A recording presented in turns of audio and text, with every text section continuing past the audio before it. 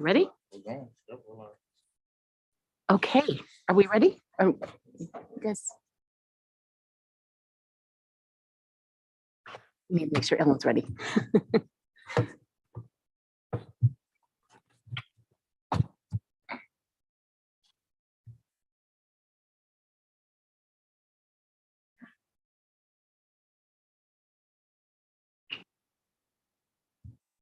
You ready?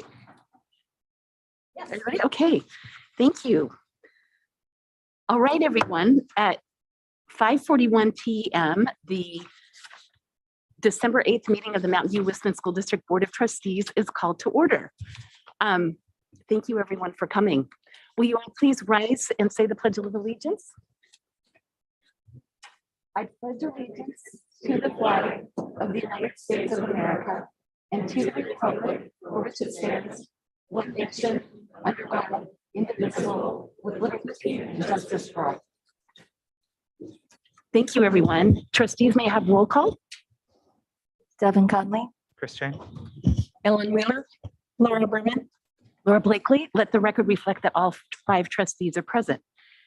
And the next item is 1C, approval of the agenda. And I would like to make an amendment that we move item 9A, which is the resolution number 01-120822 to acknowledge retiring trustee Ellen Wheeler up into item 2, and make it 2A. And that is for review and action. So do I moved? second. Okay, all in favor, please say aye. Aye. Great. On a motion made by trustee Wheeler and seconded by trustee Conley, the agenda with modifying to move item 9A up into item 2 was approved unanimously. Thank you, everyone. So now I am moving to item 9A here. So, as you all know, trustee Ellen Wheeler is retiring from the Mountain View Wisman School District Board of Trustees after serving from December 2002 to December 2022, 20 years. And I know that she and her service and our gratitude for her and appreciation of her as wife, we have so many people in attendance here this evening.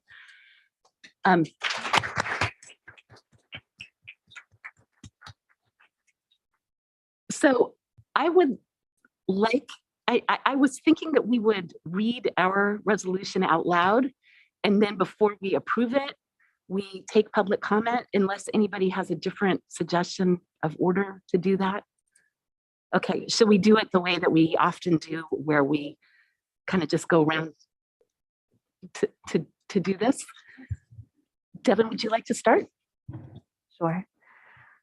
Whereas Ellen Wheeler, serving on the Board of Trustees of the Mountain View Wisman School District from December 2002 to December 2022, has devoted much of her life to education, and whereas Ellen's peers have described Ellen Wheeler as a compassionate leader, a strong advocate for children, a stalwart for public education, and a champion for student enrichment programs, and she has demonstrated admirable advocacy and commitment to education, and whereas Ellen Wheeler has passionately advocated to ensure equitable programming, facilities, and educational opportunities for all Mountain View Wisman students. And whereas Ellen Wheeler has facilitated the district's ongoing continuous academic improvement, rising test scores, and progress made toward closing the achievement gap.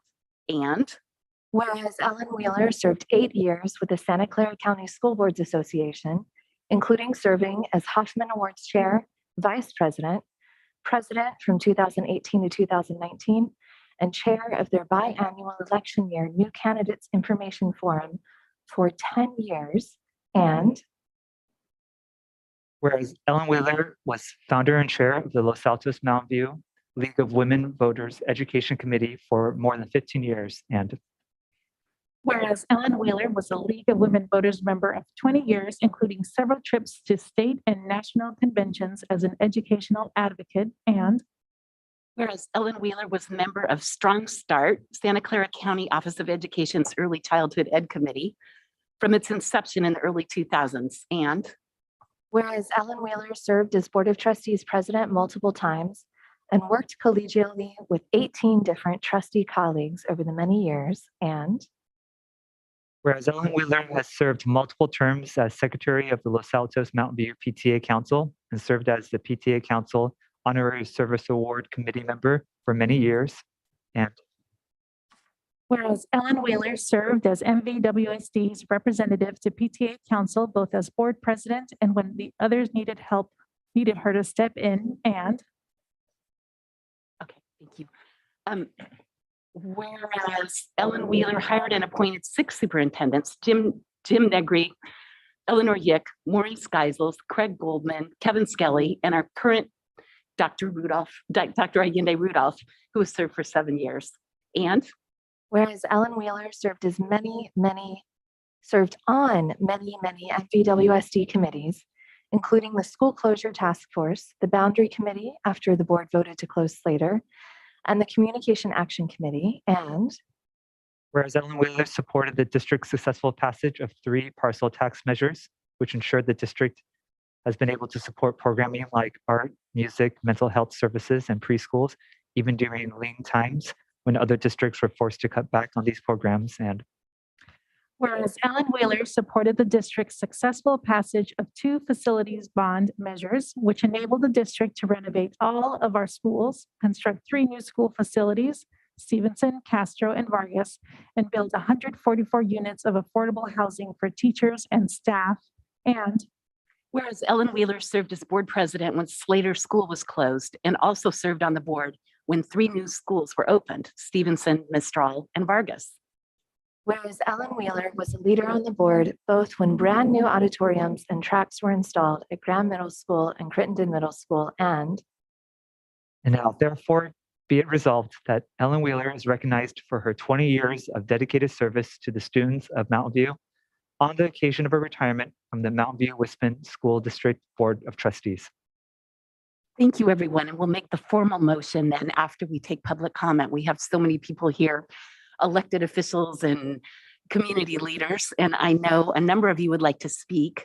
And I will ask people to raise their hands, but initially we have Carrie Templeton from Senator Becker's office, and she is here also representing Assemblyman Berman.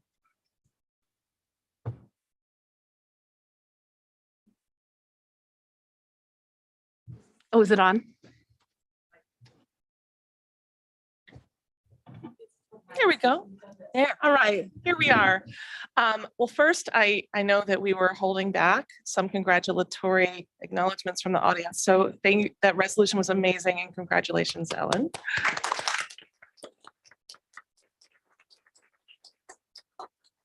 I am Carrie Templeton from the office of Senator Becker and also representing Assemblymember Berman here tonight to recognize you on your retirement and your many years of service. That was a very thorough resolution, so I'm not going to reiterate all of those things, though I will send the text of our resolution to include in the minutes if that's okay with you all. And so I'll just read something brief here and acknowledge with warm congratulations your retirement as a member of the District Board of Trustees and your 20 years of dedicated and responsible service. You have demonstrated lifelong commitment to education and contributed immeasurably to students in the Mountain View community. On behalf of 13th Senate District and the now 23rd Assembly District, please accept our gratitude for your great work and sincere best wishes for your future. Thank you. thank you. Thank you. Thank you so much, Carrie. We also have County Supervisor Joe Simidian here with his staff of okay, thank you. I understand Christine Pryor has been here helping as well.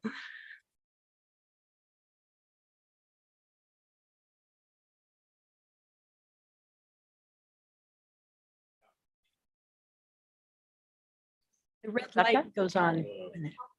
With the face. There you go. I have so much to share, and I am mindful of your time constraints.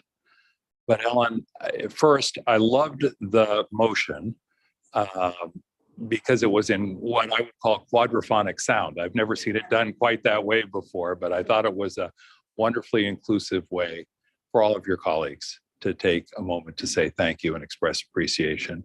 I wanted to be here to do the same. Yes, we have the official ceremonial proclamation, which is right in front of you for photographic purposes. My holiday gift to you all is I will not read the whereases and therefore be it resolves. But some of you have heard me say, as someone who has served now in 5 different elected offices, that I think serving as a locally elected school board member is the toughest job there is in elected office. And people sometimes smile and say, maybe not, or he's just saying that, or that's nice.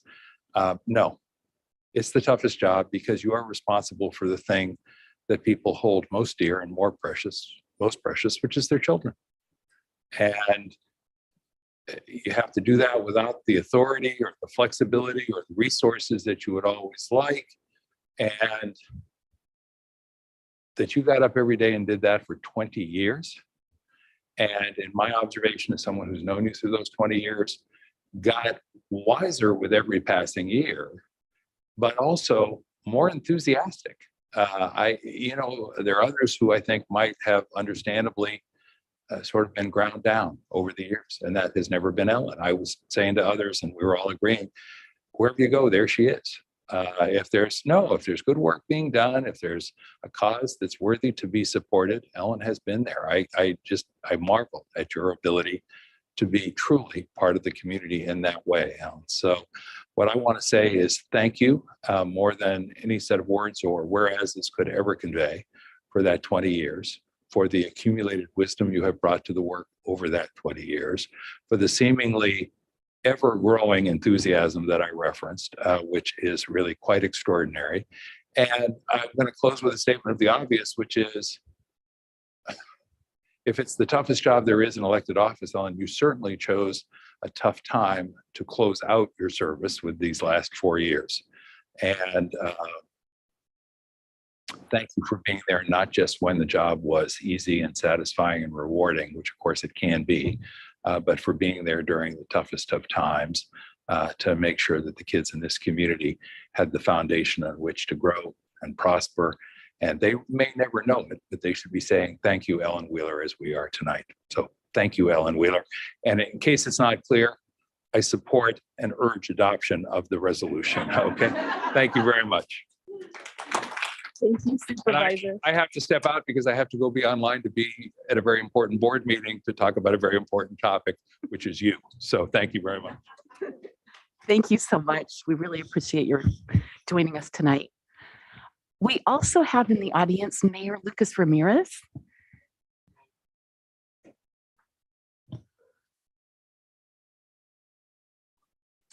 Good evening, President Blakely, Superintendent Rudolph, and honorable trustees. My name is Lucas Ramirez, and I have the great honor to serve as the mayor of Mountain View this year. And I'm joined also by my colleague, Councilmember Pat Showalter. And I do not want to take away your opportunity to also to provide comments if you'd like, but I'll be presenting the proclamation on behalf of the City Council. It's a bittersweet experience joining you. We are celebrating remarkable accomplishments, 20 years of service. And at the same time, I'm also reflecting on the 10 years that I've known you, Ellen. I got involved civically 10 years ago, in no small part because of Trustee Wheeler. You got me involved in the League of Women Voters, and we caused a lot of good trouble with the higher ed study in that context. And you've always encouraged me to participate in Challenge Team and other civic organizations over the years. And I have a tremendous appreciation for that. I would not be where I am without you. Thank you. And now I'll share the proclamation. Whereas Ellen Wheeler served on the Mountain View Wisman School District Board of Trustees from December 2002 to December 2022. And whereas Ellen was very active with the Santa Clara County School Boards Association, Los Altos Mountain View League of Women Voters Education Committee, Santa Clara County Office of Education's Strong Start, Los Altos Mountain View PTA Council, and numerous committees. Whereas Ellen Wheeler has been an active and longtime participant in the Mountain View Los Altos Challenge Team, as well as in many other community and nonprofit organizations in service of youth in the city of Mountain View. And whereas Ellen Wheeler has inspired and mentored countless community leaders and local elected officials, encouraging many to become civically engaged and to participate actively in local and regional policymaking and advocacy. Now, therefore, I, Lucas Ramirez, Mayor of the City of Mountain View, along with my colleagues on the City Council, do hereby express gratitude and appreciation to Ellen for her dedication, hard work, and loyalty to the Mountain View Wisman School District Board of Trustees, and extend my best wishes for a long and happy retirement. Thank you very much.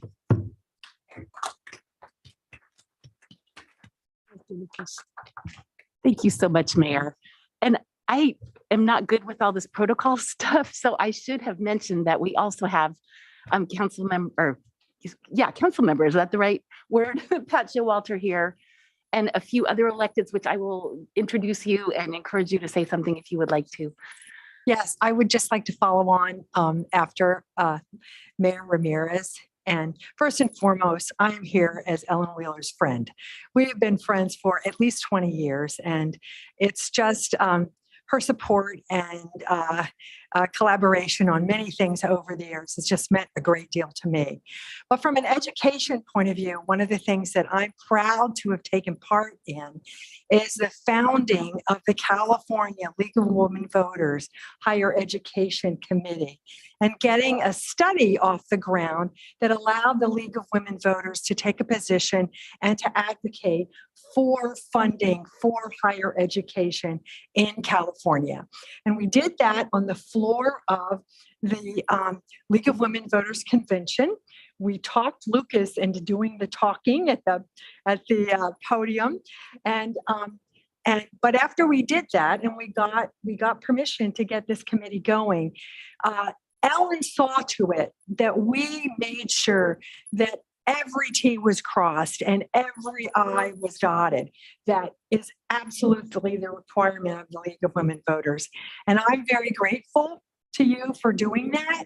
And I'm also very grateful that the League of Women Voters can now advocate for money for higher education in the state of California, which we all know is very important. After they graduate from Mountain View Wisman and Mountain View High School, that's not the end of education by a long shot. And so thank you for just, taking an interest in really from, the toddlers in our community all the way through the education of people through their whole adult lives. It's just really so inspiring. Thank you. Thank you, Pat. Thank you, council member. We also have we have Pam Baird from the EPC, I think. Oh, okay. League of Women Voters. Downtown Committee. Too many things. And just to get our semi-electeds or whatever, we also have Jose Gutierrez from the EPC here. So I'm just going to quickly, and we also have Grace Ma from the County Board of Education trustee. And then we have incoming high school district trustee Theta Corns, and we have Just walking in the door. I haven't gotten to the former, and no, but also Foothill De Anza Trust Board President, I think, Laura Casas, Vice President. And have I missed anybody in terms of the electeds? I hope not.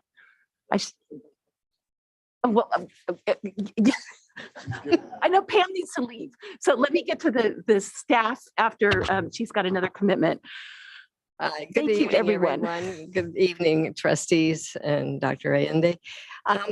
As I've already been introduced, but three words I would use to describe Ellen, and that's community, commitment, and knowledge.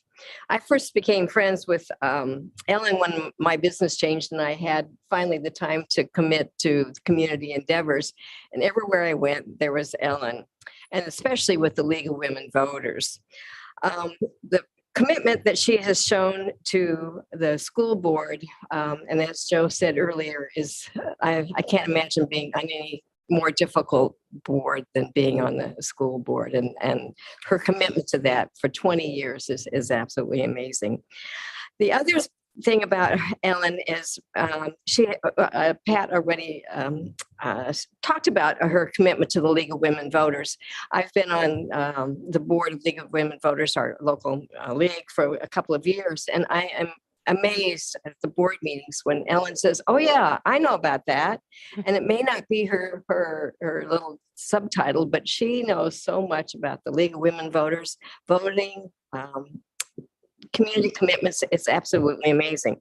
And probably most of you do know that she is a voracious reader.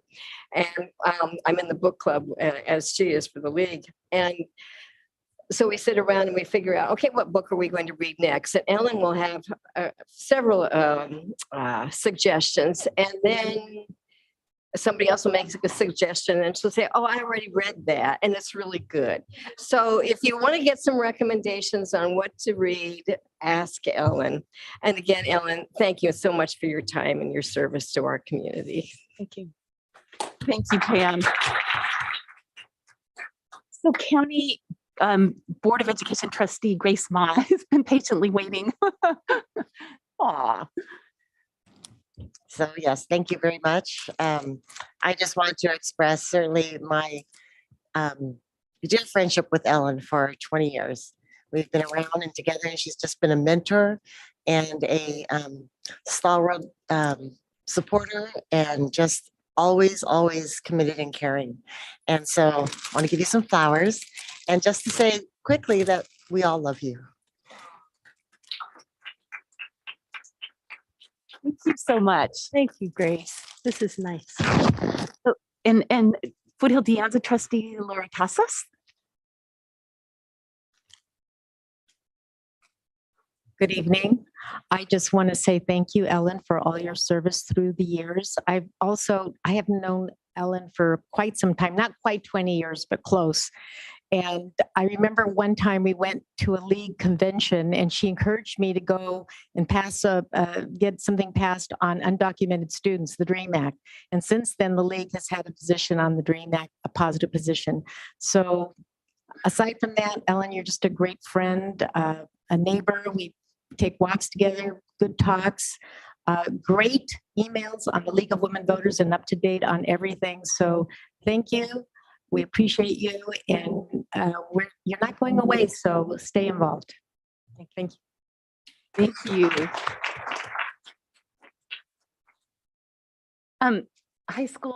Incoming high school district trustee Theda Corns.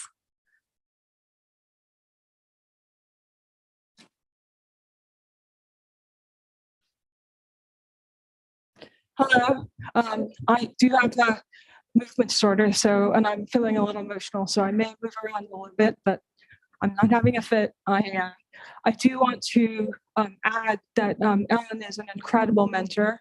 I got involved in Parks and Rec, and Ellen immediately scooped me up and dragged me into the League of Women Voters Education, and has been an incredible source of knowledge about education. And honestly, I would not be an incoming trustee to MVLA if it wasn't for Ellen's mentorship, and also just, I guess, her stamina and being on a very, at times, this district has, my kids have been through this district. I actually was a league observer during a very difficult time on this board, and Ellen was an absolute mentor of how a board member should be. I saw her behave with such decorum, respect at all times, under incredibly challenging circumstances. And that's something that I will carry as I join my board. And I just wanted to, that is something I think that is not something to be taken for granted, because I just went to a training, and a lot of the things were the things that Ellen does, just by example. So thank you very much. And I wish you a happy retirement, although I'm sure I will see you around, because I know you're a very busy person. And so thank you. Thank you, Theda. So I would also like to introduce, we have a couple of former superintendents here. We have Eleanor Yick. She was superintendent when I first started getting involved in the district when my 27-year-old was like in second grade. And we also have Craig Goldman. Good evening, trustees and Superintendent Allende and my good friend Ellen. I hope I'll get through this without getting too emotional, but when I reflect on the more than 40 years that I spent in public education, and particularly the last 17 that I spent up here in Mountain View, one of my fondest memories, and certainly someone who has become very important to me, is Ellen. So Ellen and I first met when the two elementary districts merged back in early 2001 or two. And you would think merging two elementary districts should be easy. Well, that's a little naive, as we all find out, those of us who are working in it, because everybody has their loyalties to the district that they were a part of initially. So it was a tumultuous time with the merger of the two districts. But I felt Ellen came on the board and she brought a lot of knowledge. Most importantly to me, she is a strategic thinker. She's an incredible analyzer and can come up with solutions that are outside the box. And that's what you need when you're dealing with tumultuous issues. And it continued on for a few years because after things settled down a little bit, then we had to close a school because of finances. And that's a very difficult thing to do. Everybody can understand that you have to do that, but nobody wants their school closed. Nobody. So again, it's a very tough decision to make, and it's a very tumultuous time in the community. And I really do credit Ellen in the end, when the decision was made to close Slater, that she came up with the solution to delay it by a year. And you would think maybe in retrospect that shouldn't have made such a difference. It made an incredible difference because it gave time to that school to bring closure to their existence and for the staff and the students to recognize what had gone on there for many years and the people who had been a part of that school. So I really credit Ellen with helping us get through that time. And the last couple of years that I was in the district, I had been a principal at Wissman for 7 years before I came over to the district office. And again, when I met Ellen shortly after we merged, we seemed to connect. And we just had a connection that was there, which has continued on even since I left the district back in 2005. The last couple of years, as I said, was tumultuous. We had a lot of changes in leadership, and I'm thrilled that you now have Superintendent Allende, who has been here for 7 years and has done incredible things.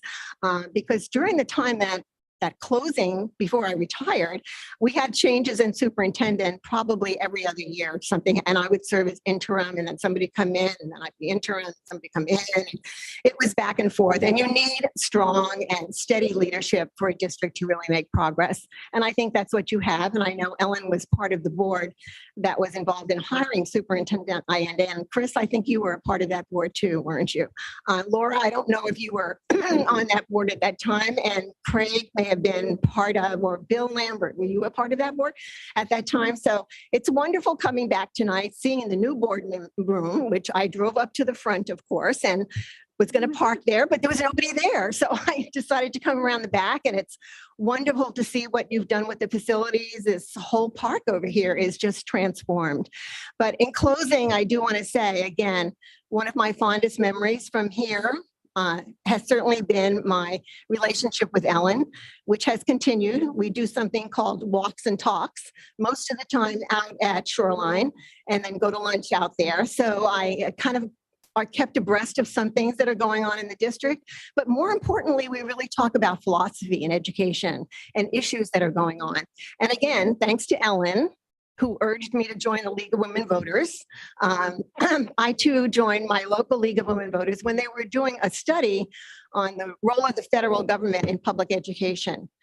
And thanks to Ellen, I also became chair of that higher ed study. That was a dubious recommendation, but I ended up loving it. We did a great study, and the league has really profited and benefited by having the work of so many people across the district.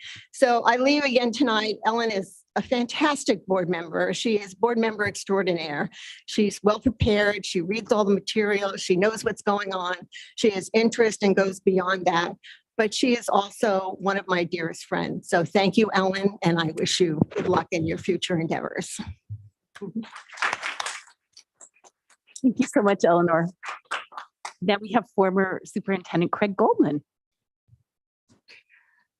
Hello, everyone. It's been a while. I got a text from Board President Blakely around 3 o'clock today saying there was going to be a retirement event for Trustee Wheeler, and wondered if I'd be able to make it. And honestly, I didn't have to think for a moment. I knew no matter what was going on, frankly, all I really had set up were drinks with my daughter, but this was far more important. And no matter what had been set up, I would not have missed this for the world. So I'm so honored to be here, to be part of acknowledging you and for the incredible work you've done for this district over the many years. On a personal note, I'm really grateful to you, Ellen, because you were somebody who saw me and saw my potential, and supported and promoted me as a leader. I remember you coming to visit me as a principal, and there was a change in leadership going on, and you encouraged me to apply to become superintendent of this district. And I said, well, I appreciate the vote of confidence, but I'm just not ready yet. And but you saw something, and you encouraged me, and I think that really made a difference for me in terms of how I saw myself. And thank you for your advocacy and for your mentorship. It really was a pleasure serving with you in this district. I've really admired you as I've watched you over the years in my various roles within the district, because I saw that you were always focused on the best interests of the district and the best interests of our students. And you always look for ways to balance those interests and to make those interests merge in the decisions of the board, even when those decisions weren't always the most popular to make.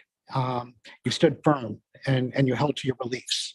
And I think that I want to acknowledge just the way you've demonstrated perseverance, dedication, and a commitment to true stewardship with integrity. And it's an honor to know you. I feel very fortunate to have worked with you as a board member, and I guess I feel I'm very fortunate to know you as a colleague and as a friend. Thank you. Thank you so much, Craig. We have several other.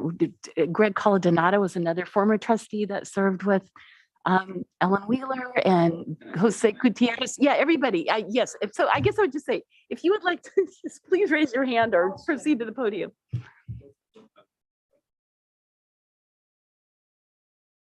And Bill Lambert, also former trustee and incoming trustee.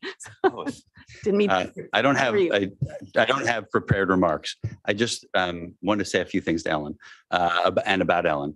One of the things that stands out in my mind about Ellen is how she went above and beyond to understand the issues, to inform herself and inform herself before coming to the board meetings. And another thing is, when we would list off our community outreach at the end of the meeting, I always felt so outclassed because she'd have so many things. And for a few years, I was always trying to, go to as many things as Ellen did. And it was hard. Okay. It was very hard to go to that many things. And so she was very out in the community. And just one final thing I want to say is the vote to open a school in the neighborhood I live in was a contentious issue. It was a very close vote. It was a 3-2 vote, and Ellen was one of those 3. So the hundreds of families that are happily attending Jose Antonio Vargas now have you to thank, as well as all the people that built the school and run the school now. But it's undeniable that without your vote, that school wouldn't be there today. So I want to thank you for that as well. Thank you for everything, Ellen. Thank you, Greg. Jose Gutierrez, do you have anything you'd like to say? I don't mean to put you on the spot.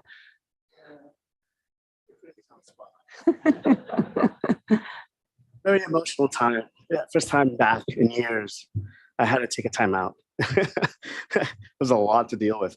What I remember the most though about Ellen, and there's a theme here in general, right? And we all picked up on it. It's because of you that we're participating in governance, right? Because of your outreach, because of your confidence. When I was first appointed and we met, it was a contentious board. And I thought to myself, what did I get myself into? Yeah.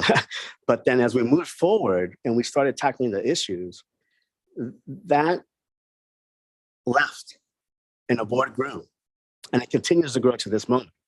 So many changes have happened because of your participation, your leadership. Look what's happened with the buildings that we've built, the bonds that have been passed, the achievements we reached with pre-K, bridging the academic problem of always, which is the achievement gap. Reaching out to the Latino community, empowering them to speak up, be part of the community. Without you, those things don't happen because we don't have the same board that we had then or now.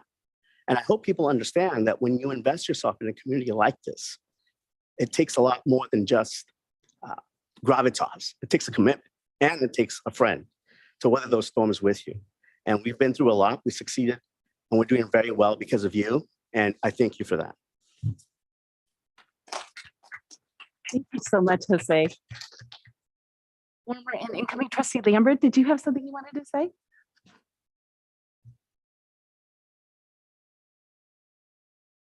So I first met Ellen in the audience here in the 2010-2011 timeframe. And when Superintendent Goldman, Craig Goldman was superintendent, believe it or not, back then, there were probably only 2 people in the audience. I remember me and a journalist from The Voice. Things have changed a great deal since then.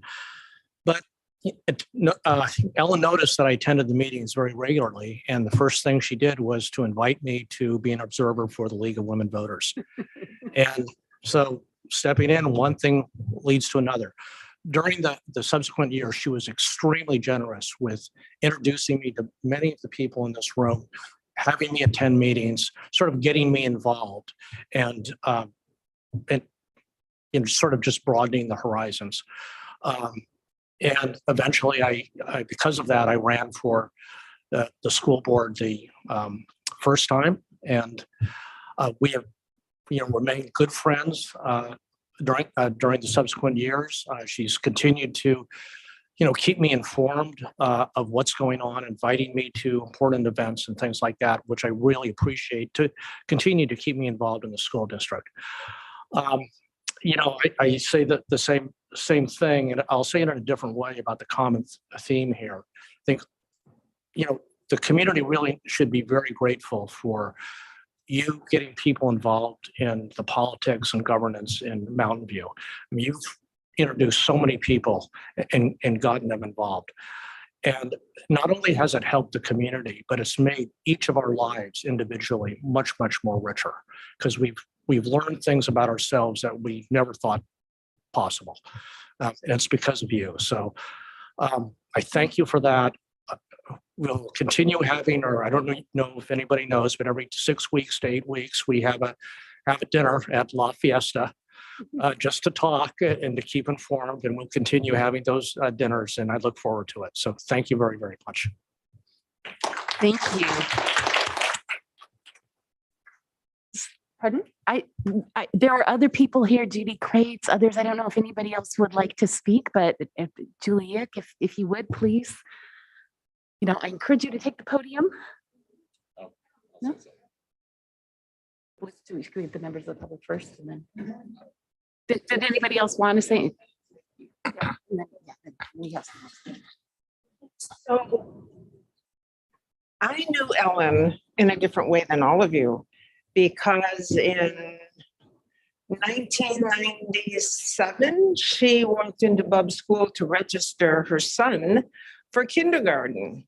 And in the good old days, the principal was the one who registered and the office staff. So she reminded me tonight of the first time she met me. She explained that her son was rather feisty and undisciplined, or, had trouble paying attention.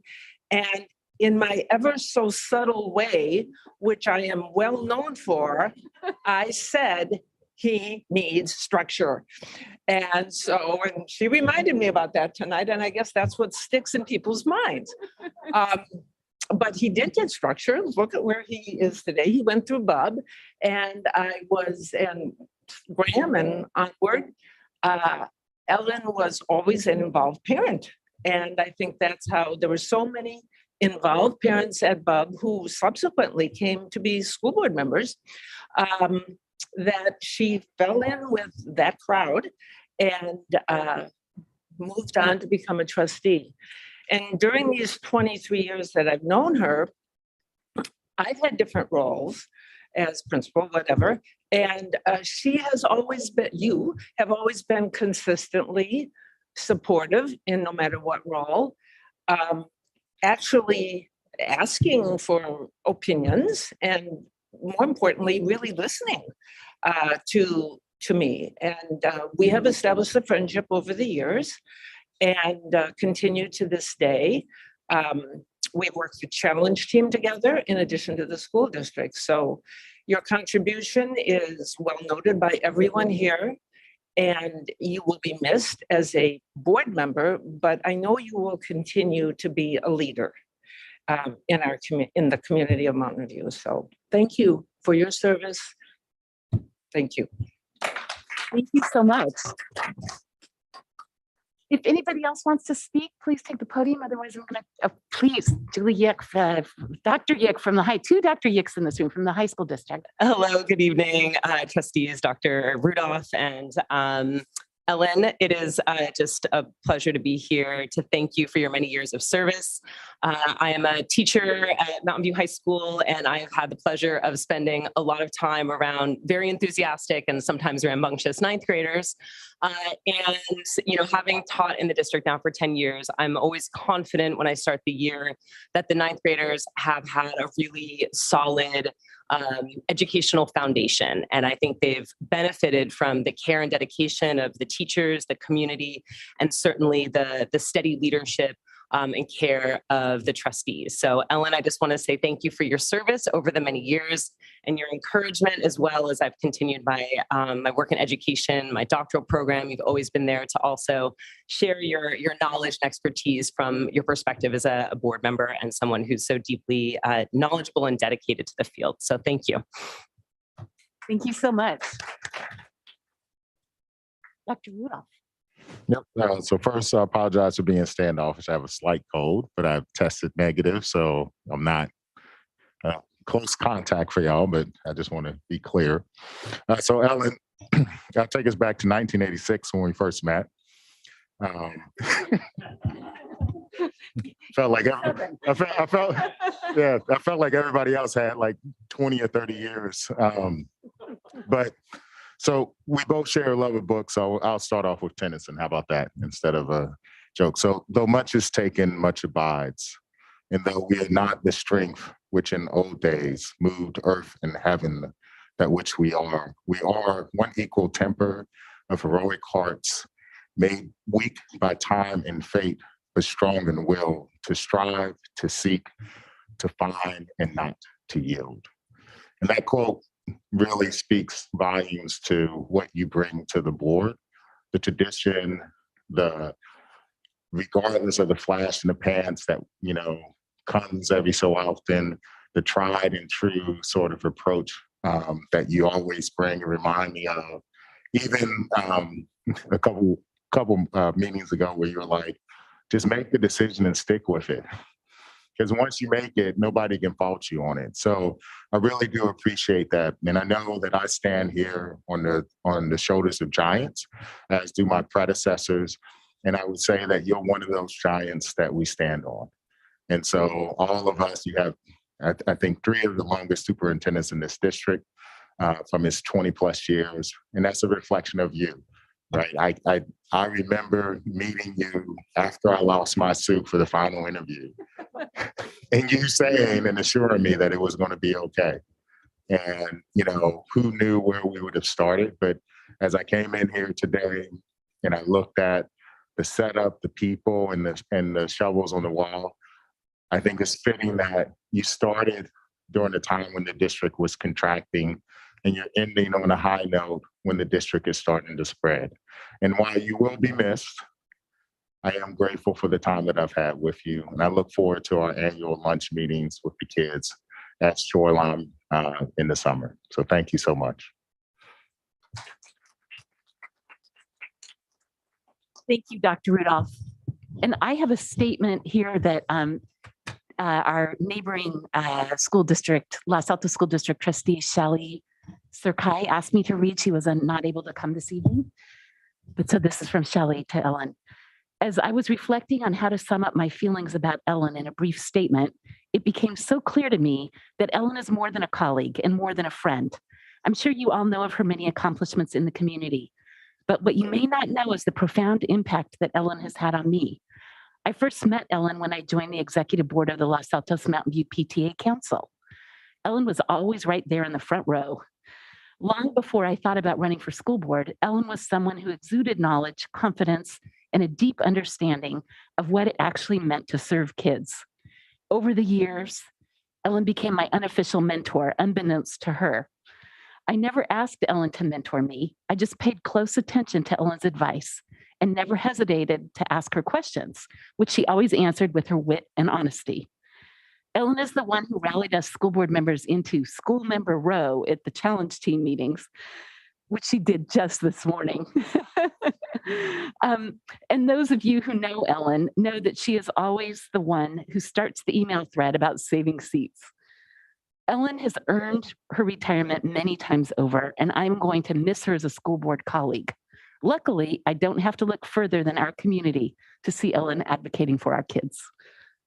This is from Shelley. This is from, pardon? Oh, and we have a plaque from the Mountain View Westman School District. Ah.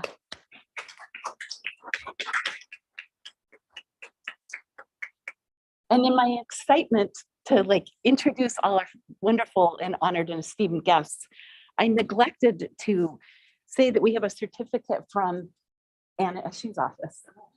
So,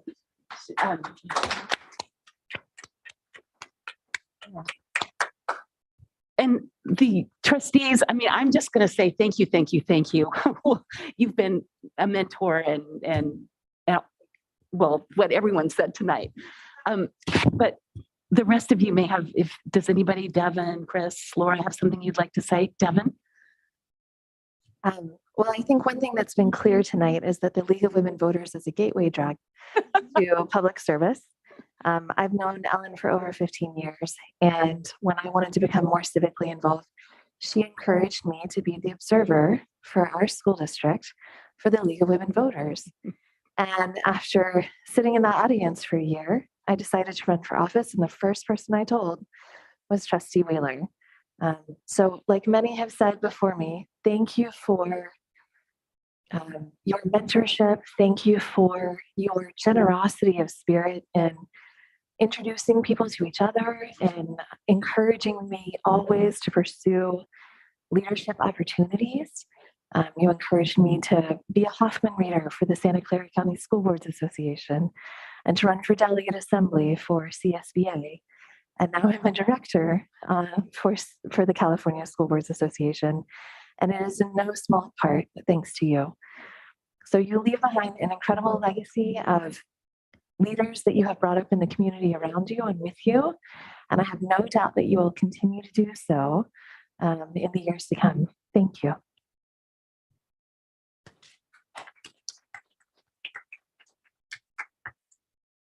Chris? I want to share a story about Trustee Wheeler. As a school board, rightly, nearly all the time, it's a group decision, a group process, and we have a superintendent who does the operations for the school district. And there was a time period where we lost an outstanding superintendent, and Craig Goldman. And there was a moment where you have a school board, but we don't have a superintendent, and we didn't know what to do. But Ellen did, and I don't know if you remember the story, Ellen.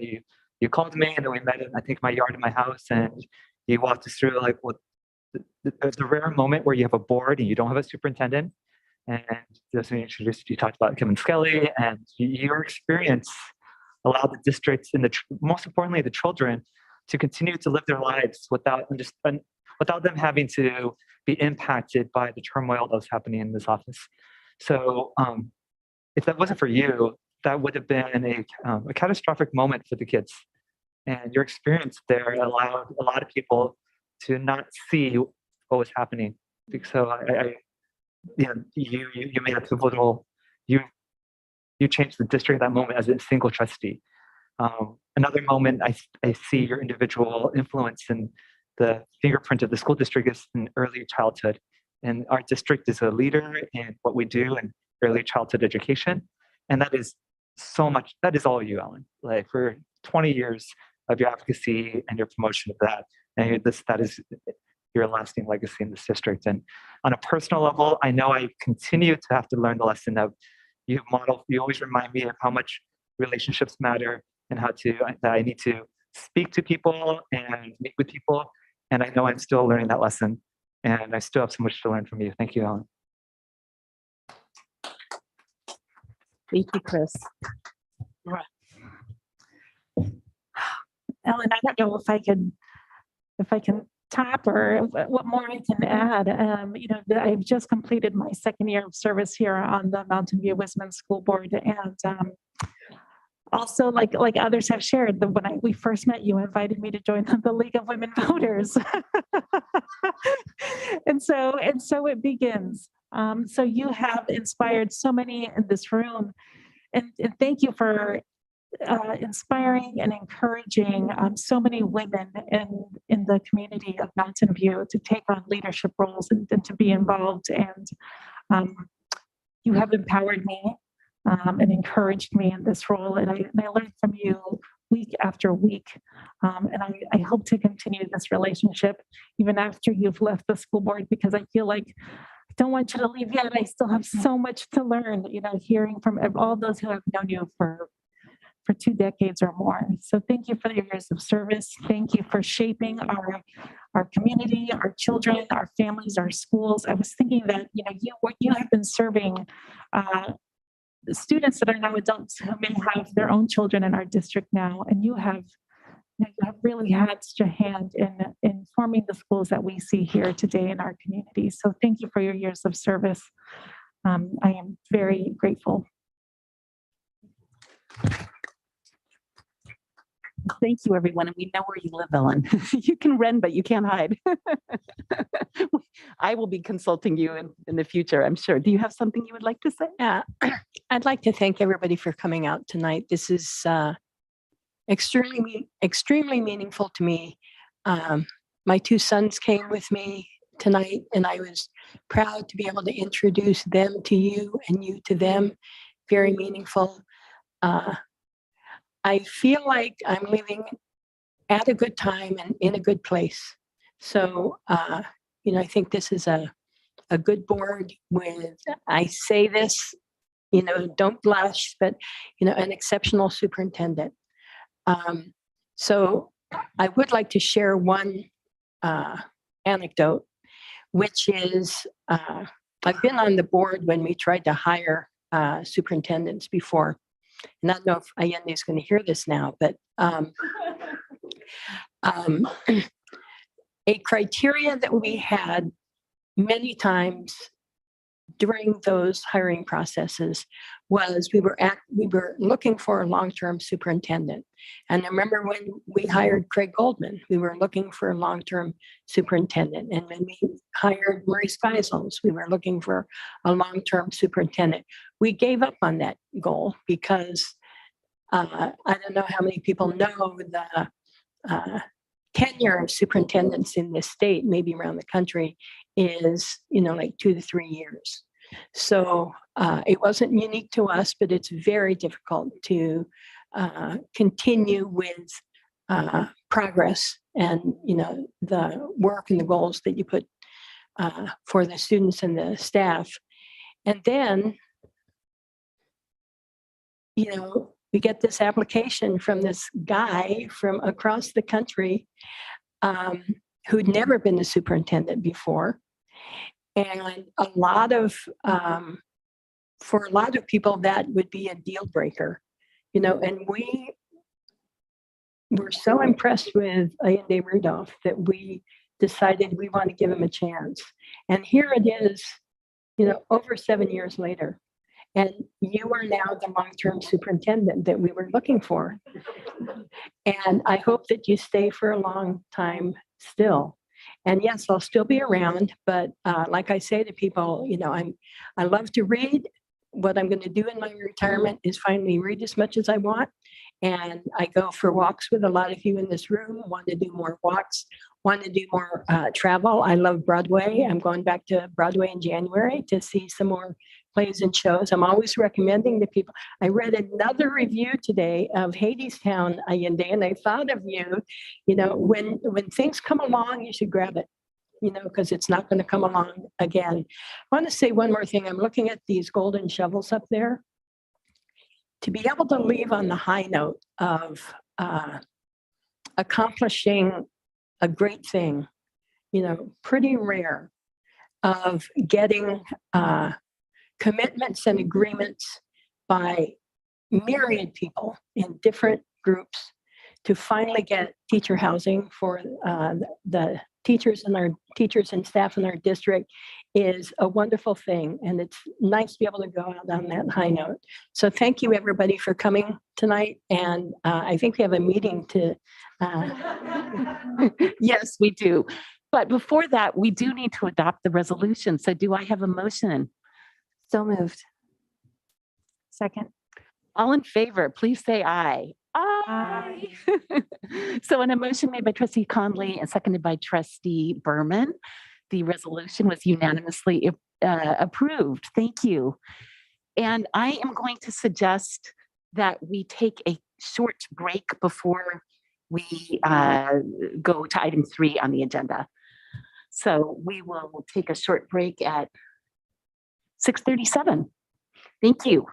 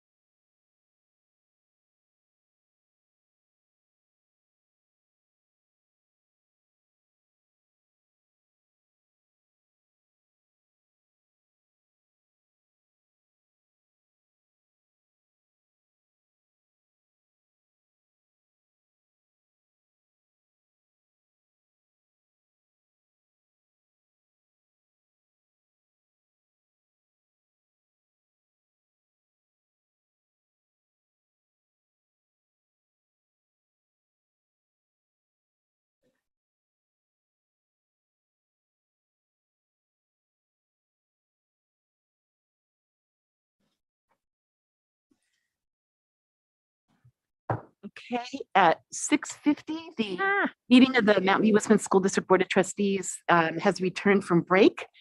And we will move on to item 3, which is the opportunity for members of the public to address the board concerning items on the closed session agenda. If there are any members of the public here wishing to speak on items of the closed session agenda, will you please raise your hand in Zoom?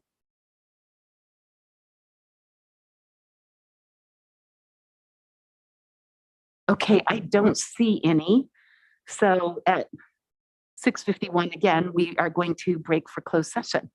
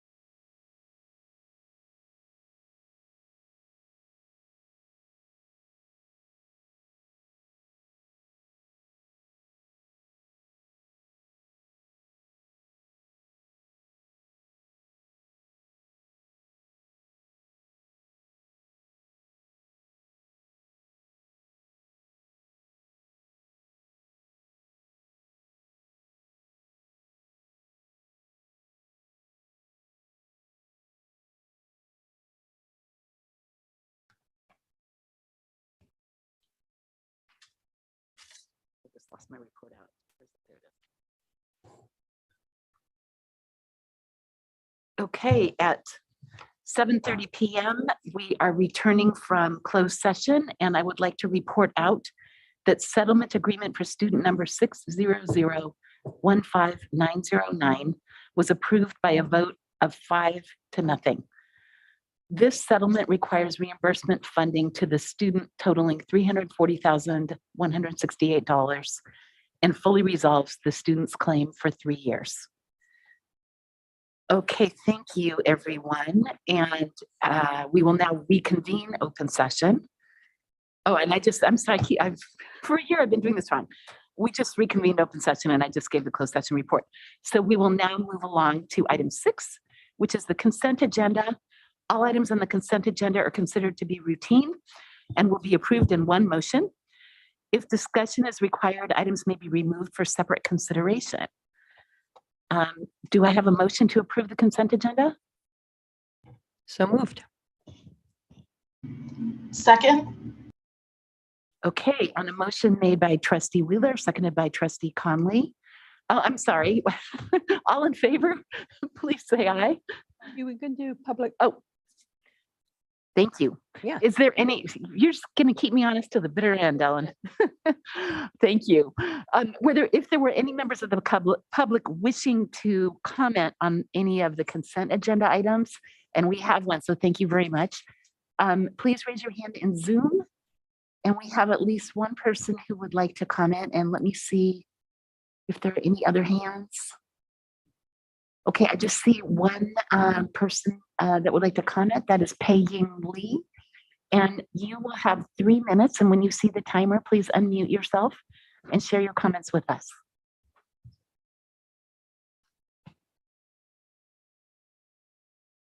With the timer. Hi. Can you hear me? Yes, we can. Is it okay with you if we don't have the timer up and just kind of keep an eye on the clock? We're having trouble with the timer, but we can hear you. Fantastic. That's fine with me. Thank you. Oh, he says to just wait just one more moment if you'll be so courteous. Sure.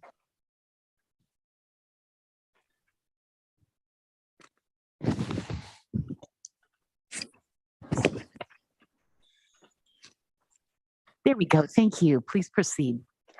Great. Yeah, I'm speaking to the board policy 3510 Green School Operations on the consent agenda. And my name is Pei Ying Lee, and I'm speaking on behalf of Green Spaces MV. We wanted to say that we commend the board policy for green school operations. We absolutely share the belief in environmental stewardship and accountability. And while the list of strategies is a great start, we strongly hope that you consider leveraging the power of nature to protect and promote a healthy environment and healthy students. We also strongly urge the board to add a strategy on transforming all schoolyards in the district into green living schoolyards. As you'll see from our letter, the national nonprofit Green Schoolyards America says that green schoolyards are richly layered outdoor environments that strengthen the local ecological systems while providing place-based, hands-on learning resources for children and youth of all ages. We know that green schoolyards foster social, physical, and intellectual growth and health. They also provide opportunities to practice environmental stewardship and bring our communities together. Gardens, trees, plants are integral to water and energy management, conserving natural resources. They serve as a carbon sink, and they contribute to biodiversity. As you may know, the city of Mountain View is developing a biodiversity strategy and urban forest plan. Across the region, across the world, communities are rising to the challenges of climate change and biodiversity loss, sustainability actions. Today, we have the great opportunity to proactively transform our schoolyards. So in adopting green school operations, we hope the district seriously considers funding, planning, and collaborating for nature. We, as Green Spaces MV, would be interested in helping a plan of action and understanding a timeline for that. And again, on behalf of Green Spaces MV, we hope to work together to bring nature to our schools, adopt green living schoolyards today. Thank you. Thank you so much. We appreciate your comment. Okay, now we had a motion that was made by trustee Wheeler and it was seconded by trustee Conley. So all in favor, please say aye. Aye. Aye. Aye. Thank you. On the motion made by trustee Wheeler, seconded by trustee Conley, the consent agenda is unanimously approved. And I should have said, I believe members of the public understand, but during the time for comment, we can only listen. We're not allowed to comment on that. But thank you for your comments. Okay, we will now move along to item 6, which is communications. And I'm wondering, A is employee organizations. Are there any members of employee organizations here this evening who would you like to provide an update to the board? If so, please raise your hand in Zoom.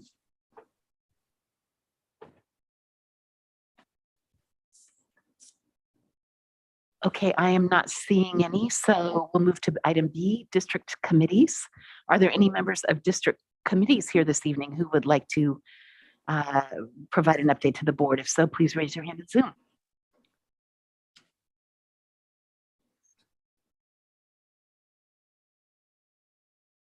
Okay, again, I am not seeing any, so we'll move to item C, Dr. Rudolph, superintendent's comments. Yep, I just want to do 2 quick comments. The first one is, I know earlier we approved the calendar. And so normally Trustee Wheeler is our historian. You always say this, but board direction has always been to make sure that we align ourselves to the high school district's calendar. And so while we received a couple of emails, I just want to go on the record to explain how this process goes. The high school district approves their calendar first. They then send it to us. We then set up a committee with teachers and administrators, review the calendar. That calendar is then brought to us, and then we bring it to the board. And so this calendar reflects the exact same as MVLA's calendar. There are some differences because they have a couple more days or because of exams and everything else.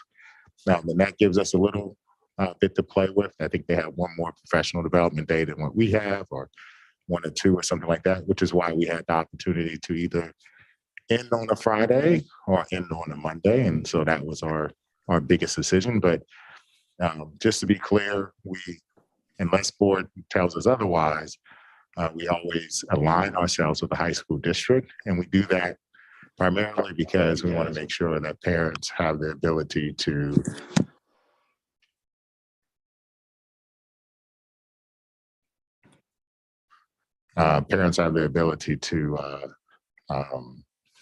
make sure they plan accordingly. So just want to put that one out there. And then the second one is just because I am under the weather, we will cancel tomorrow's community check-in. I saved all my energy to make sure I was here for this.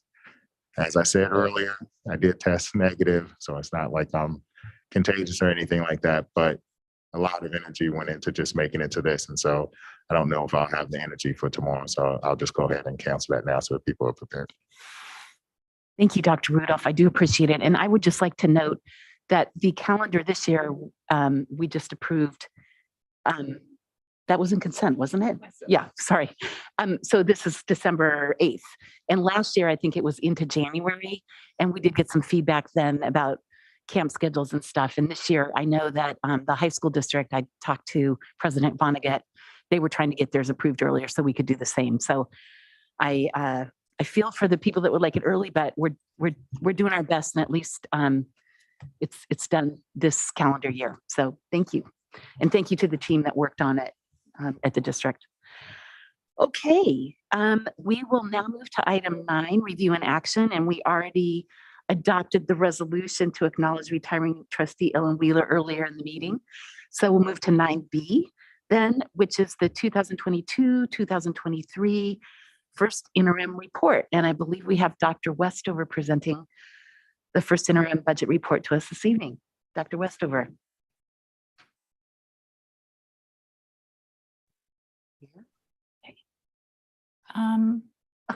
Yes. Would it be possible for me to start my video?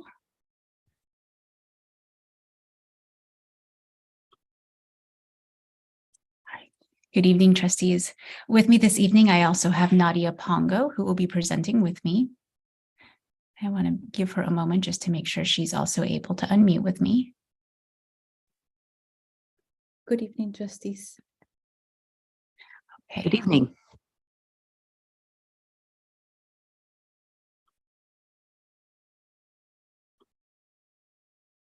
All right, good evening. We're here tonight to share the 2022-2023 first interim budget report.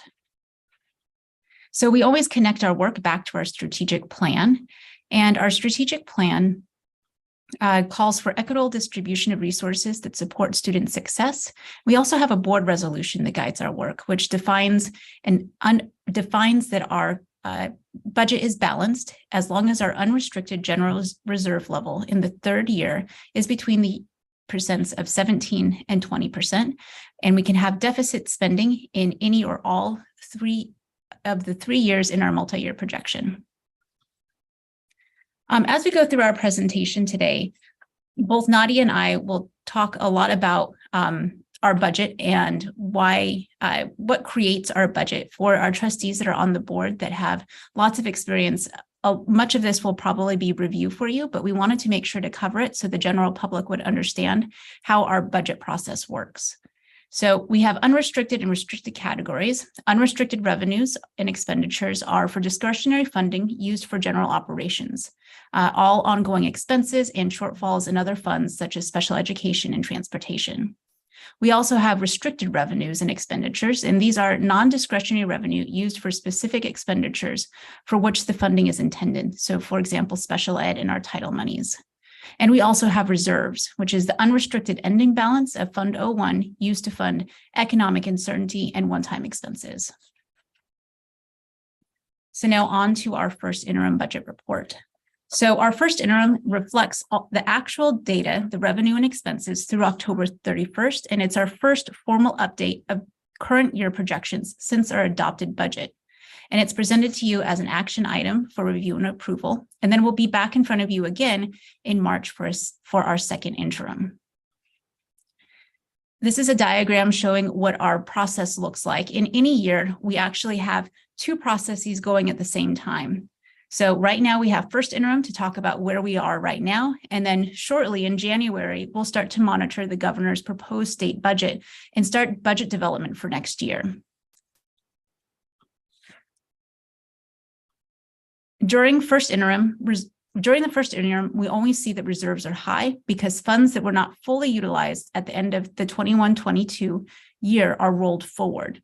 So between now and second interim, those funds that were rolled forward will be assigned to programs for schools to use. Some highlights from our first interim: child nutrition is now we now predict that child nutrition is cost neutral to the district due to our additional meal counts. At budget adoption, the general fund was supporting child nutrition about $1.6 million. Our secured property tax projection rate went from 3% to 9%, so a net increase of $3.5 million. We also received a one-time block grant of $1.8 million. We also received our Shoreline Educational Enhancement Reserve bonus of $2.4 million and an increase in ELOP funding for after school of $1.6 million.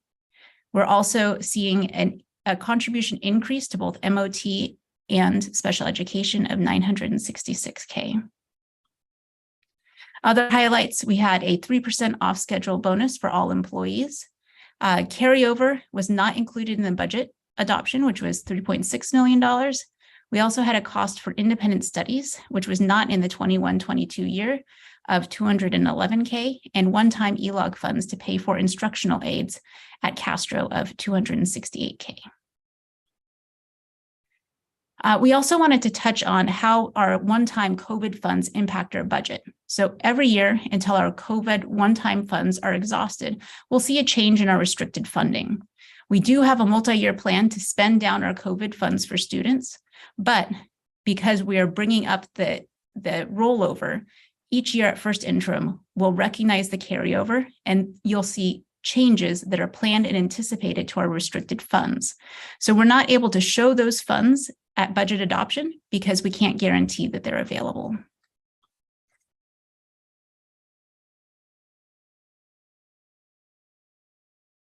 Nadia? Yes. Good evening, trustees. So I will go over the first interim budget report amounts for the general fund. For the unrestricted programs, we are projecting a net increase of 365,471 with a projected ending balance of 31,254,060. For the restricted programs, we are projecting a net increase of 1,409,609 with an ending balance of 9,310,774.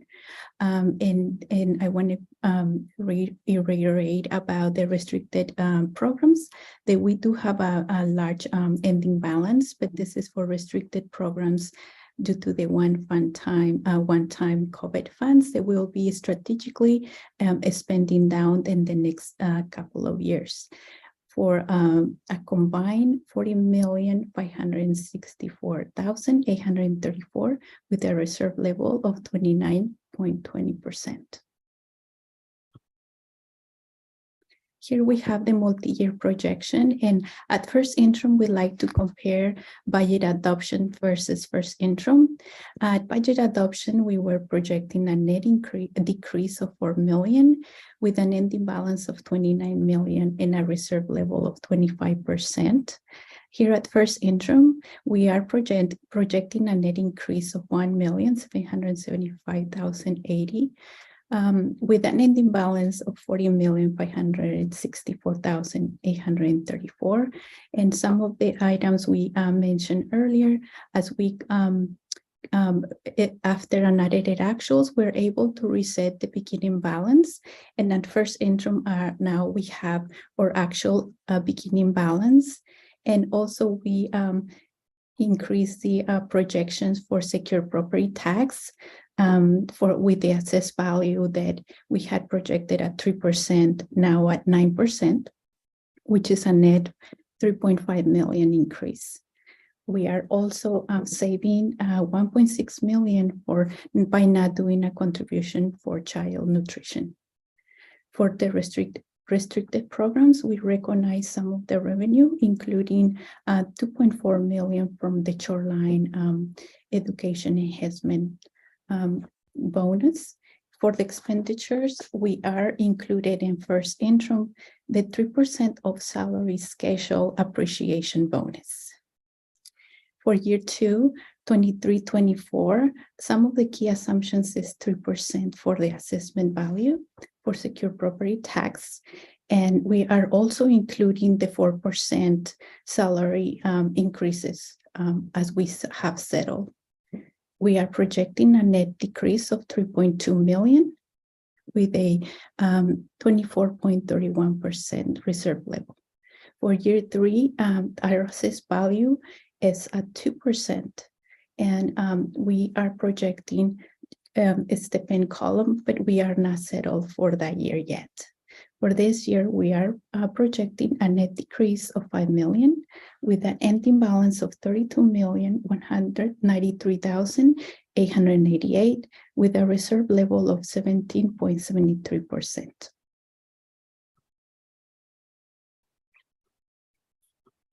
We also yes. We also did a multi-year projection and removed shoreline from all 3 years.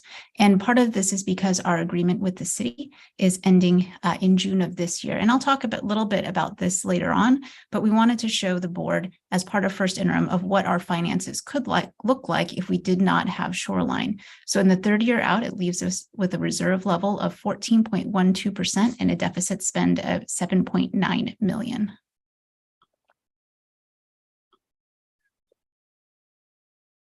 So some considerations for the future. As we talk about considerations for the future, it's also important for us to understand how MVWSD is funded.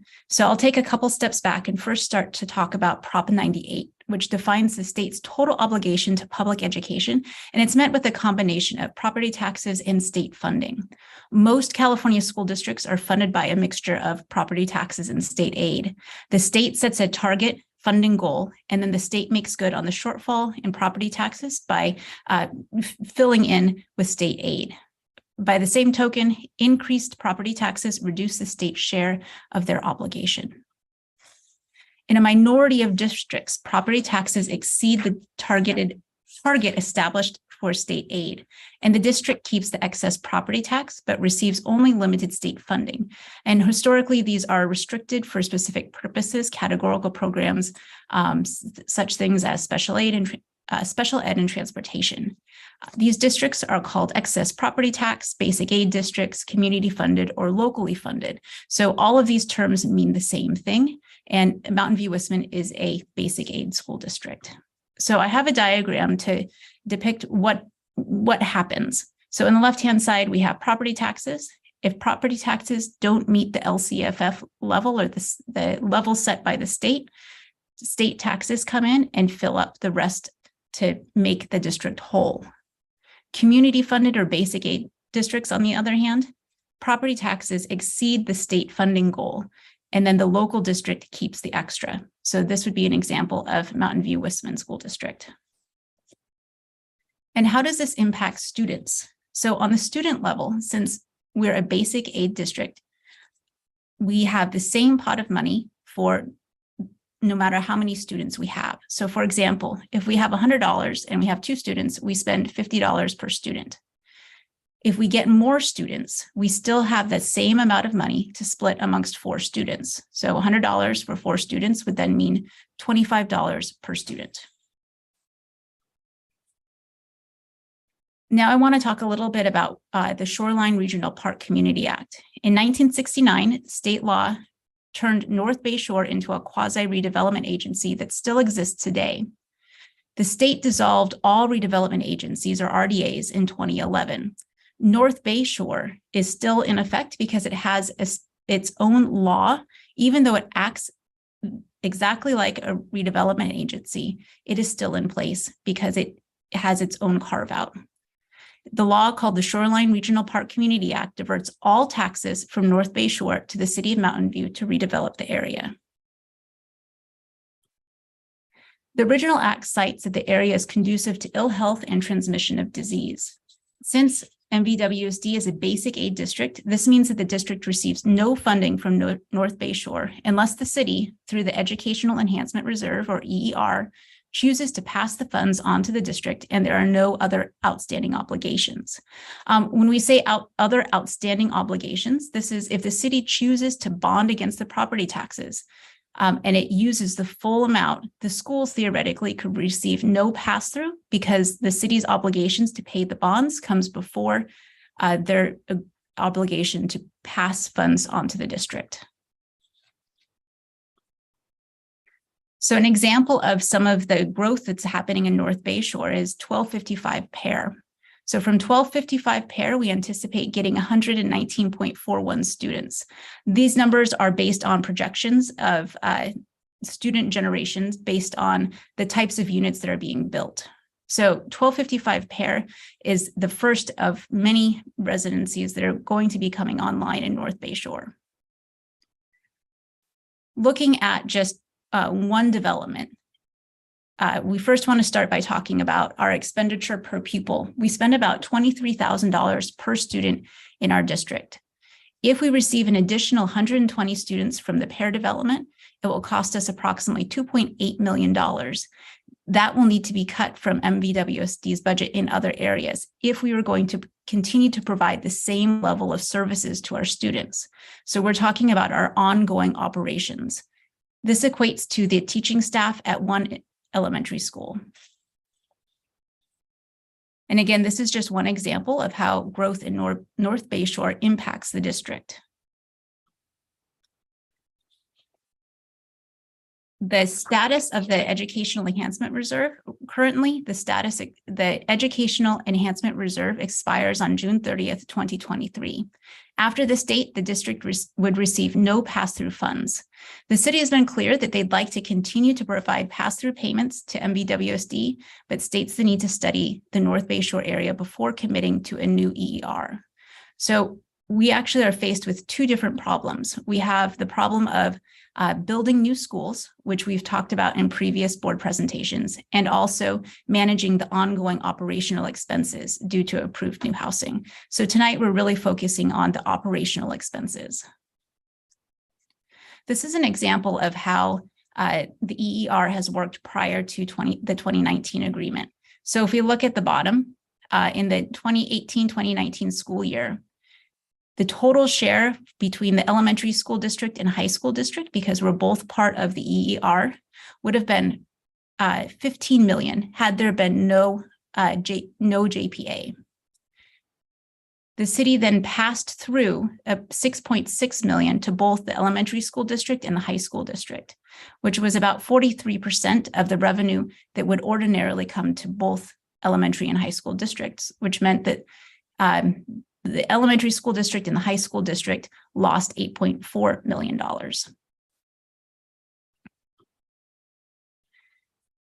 Staff hopes to bring back an agreement to the Board of Trustees in the first quarter of this year. This would help avoid budget cuts. If there's no agreement in place, the district would need to send layoff notices by March 15th and would start to make changes to programs to absorb the lost funding. So our next steps. In the budget process, we'll do our audit presentation in January. We'll also bring second interim budget report in March, and then we will start the budget development process after the governor's January budget release, and then continue to monitor growth in the city.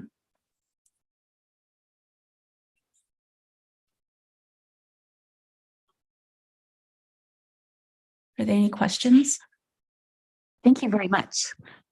I have one, and before I turn it over to everybody else, it looks like Trustee Conley has one as well. I just wanted to clarify on slide 25, where you, or page 25, the example of EER prior to the 2019 agreement. We would, if the act didn't exist, we would have gotten shared with the high school district $15.5 million. Is that correct? Yes. If the EER didn't exist, okay. I'm sorry, thank you. Okay, so instead, based on the current agreement with the city, the JPA agreement, which expires in June, we're getting about 40% of the tax dollars we would get if the act did not exist. Is that correct? So it depends. I'm sorry, say your question one more time. So the current JPA agreement that is set to expire in June, yes. Under that agreement, we're getting a roughly 40% of the tax money we would receive if that act did not exist, that redevelopment like act. Is yes, that right? Okay. A little bit more because they're giving us more of the residential growth, but roughly. Okay. Thank you. It's also reflected, it's dependent on what the assessed value of that area is too. So in 2018, 2019, Google purchased the building or did a land swap and purchased the building for $1 billion. And so our estimates, when we made that chart, assumed that it was a natural 3% growth, but the growth has exceeded the 3%. And obviously the opening of several other buildings over there have increased the value. So our estimates are somewhere, we believe it's somewhere in the neighborhood of $5 to $6 billion. And Google at least has presented that they plan on investing another $10 billion more. Thank you. Trustee Conley. Thank you, President Blakely, and thank you for the presentation, Dr. Westover. So I had a question about Prop 28, which was passed by voters in November. I know a lot of people were excited to vote for this. It's about arts and music funding for schools throughout California. My understanding is that the money that we already spend on art and music education, thanks to in large part fundraising by MVEF, is above and beyond significantly what Prop 28 might eventually provide. I wonder if you could speak to kind of what information we have about the Prop 28 rollout and timelines and when we might see some impacts from it. Sure. So we will see some Prop 28 funds come to the district. It's based on per pupil and also unduplicated count, but it also has a supplement, not supplant, meaning that anything that we have currently, we need to keep, which means that we still really need MVEF's help, support in this to keep our current programming. And then whatever comes in is layered on top of it. Let me pull my number out really quickly. The funding coming to us is not as much as other high need districts, but it should be coming in, next year. Okay. So when you say supplements, not supplant, Is that part of the law itself? Yes. Okay. Thank you. I thought I had heard that Prop 28 was not funded. Is that incorrect? I thought there was no new funding coming with it, that it was like this mandate, but no dollars attached. There are dollars attached. Oh, good to know. So it's actually, and it's out. What the good news is it's outside of Prop 98. So it means districts are actually getting more in general. That's good news. Trustees, does anyone else have any questions about the first interim presentation? Okay, if there are any members of the public on the line who would wish to speak on this presentation, will you please raise your hand in Zoom?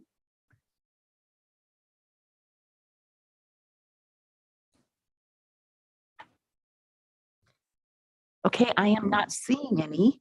So there is an action, I believe, that we need. Do I have a motion? Sorry, I'm trying to find the language.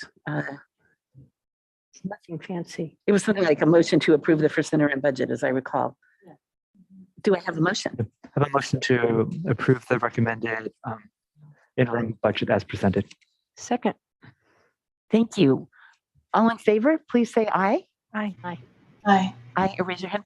Okay, so on a motion made by Trustee Chang and seconded by Trustee Wheeler, the first interim report is accepted. It was approved unanimously. Thank you, everyone. Okay, we will now move on then to item 9C, which is the bylaws of the board 9322B agenda, meeting materials. And I believe that Dr. Rudolph is presenting on this. Just real quick. So staff was brought at the request of the board an update to the bylaw. There was a question that was presented here. We did consult with legal as well as other staff. Our biggest concern is that whatever process the board adopts, you have to make sure that you do not spend time deliberating, as that would be an act of violation of the Brown Act. Outside of that, whatever way you wish to proceed is really up to you. Again, in looking at, I know every district has a different way of sort of handling it, but the language seems to be pretty consistent from district to district.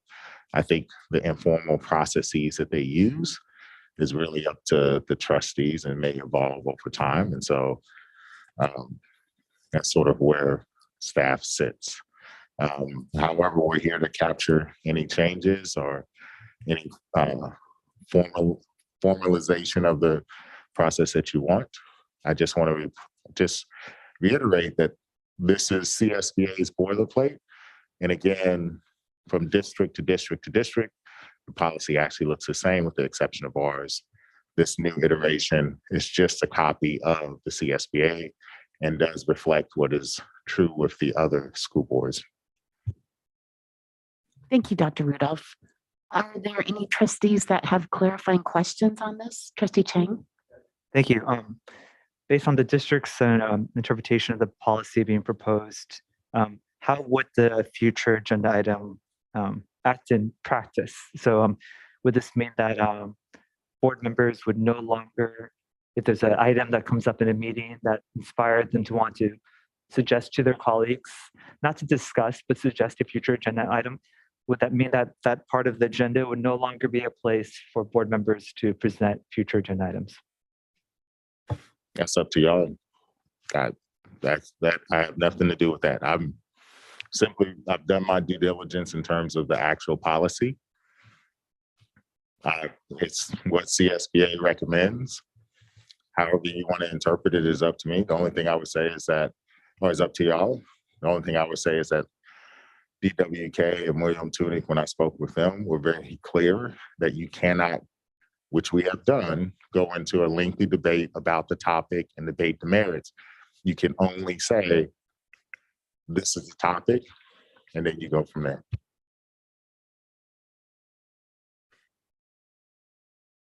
Trustee Conley?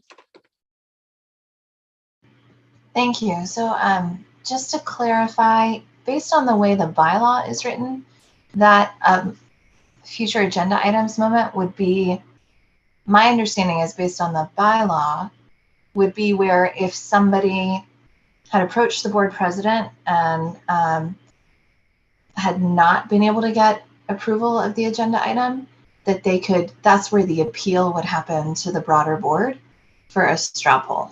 And that's what that part of the agenda would be. Is that correct?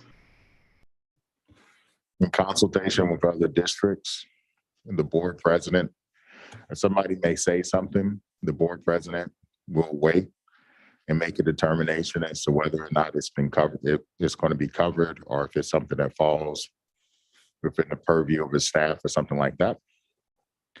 And then they go from there.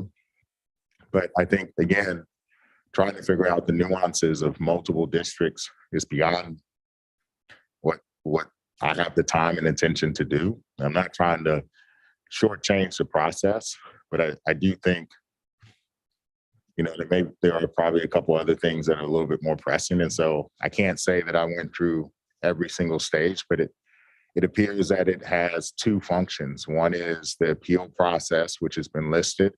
The other one is sort of the, you know, at the end, if a couple of people say we would like to hear a topic like that, then it keeps going. But the only thing I will continue to reiterate is that when it comes to we cannot discuss in detail a particular topic at the end and advocate and try to convince people to join that particular topic, because that wasn't properly agendized. And so in talking with different superintendents, including listening to it at the CSBA with President Blakely, everybody sort of has a different interpretation. And I think my biggest takeaway is I think it's more reflective of the tenor of the board and sort of their ability to function and work together. And I would say even in my tenure here, that's probably true too. So I think it has sort of a dual function. You know, you may have one where somebody brings something up because they want to talk about it, and that goes to the president. It may be that you decide that you mention it and the president will take it back and there's a discussion. I think one thing that President Blakely and I both came back with was what seems to be consistent as if it's denied, there's a note sent back to the trustee that does it. But in terms of whether or not that the appeal is just for that moment, or if it's for we want to talk about this, that one's a little bit harder to ascertain. I guess so. I'm sorry, I didn't mean to be confusing in my question. When I read the board policy here as presented, the changes, it says if the board president and superintendent deny a request from a board member to place an item on the agenda, the board member may request the board to take action to determine whether the item shall be placed on the agenda. Correct. And so I'm assuming that future agenda items piece in our board meetings, maybe it would be, you know, the name might change slightly, but that is where if there is an appeal, that is where that appeal would happen under where it would take place, and that it would just be a straw poll, that there could be no board discussion because of the Brown Act violations that you've discussed. Correct. We could, if something is denied, as long as I'm aware of it, we could include that. I mean, how formal you want it to be is really up to you. But if I'm aware, so if President Blakely is like no, and I send a response back as to here's why it's a no, then and the trustee says I want to appeal it, I could technically, because I'm aware of it, we could add it in as here the item is, so that it doesn't catch people by surprise. And if the board wants, we can include whatever rationale has been included to it as to why it was said no. But I'm looking to you all in terms of what process you want to use. But we could easily add that in there. The key is you don't want to, it can't go further than the up and down vote. Yeah, no, that makes sense. That makes sense. Thank you. So I'm happy to discuss this a little bit more, but in terms of, are there any more clarifying questions? Okay, so then let me just turn it to members of the public. If there's anyone here wishing to comment on this item, will you please raise your hand in Zoom?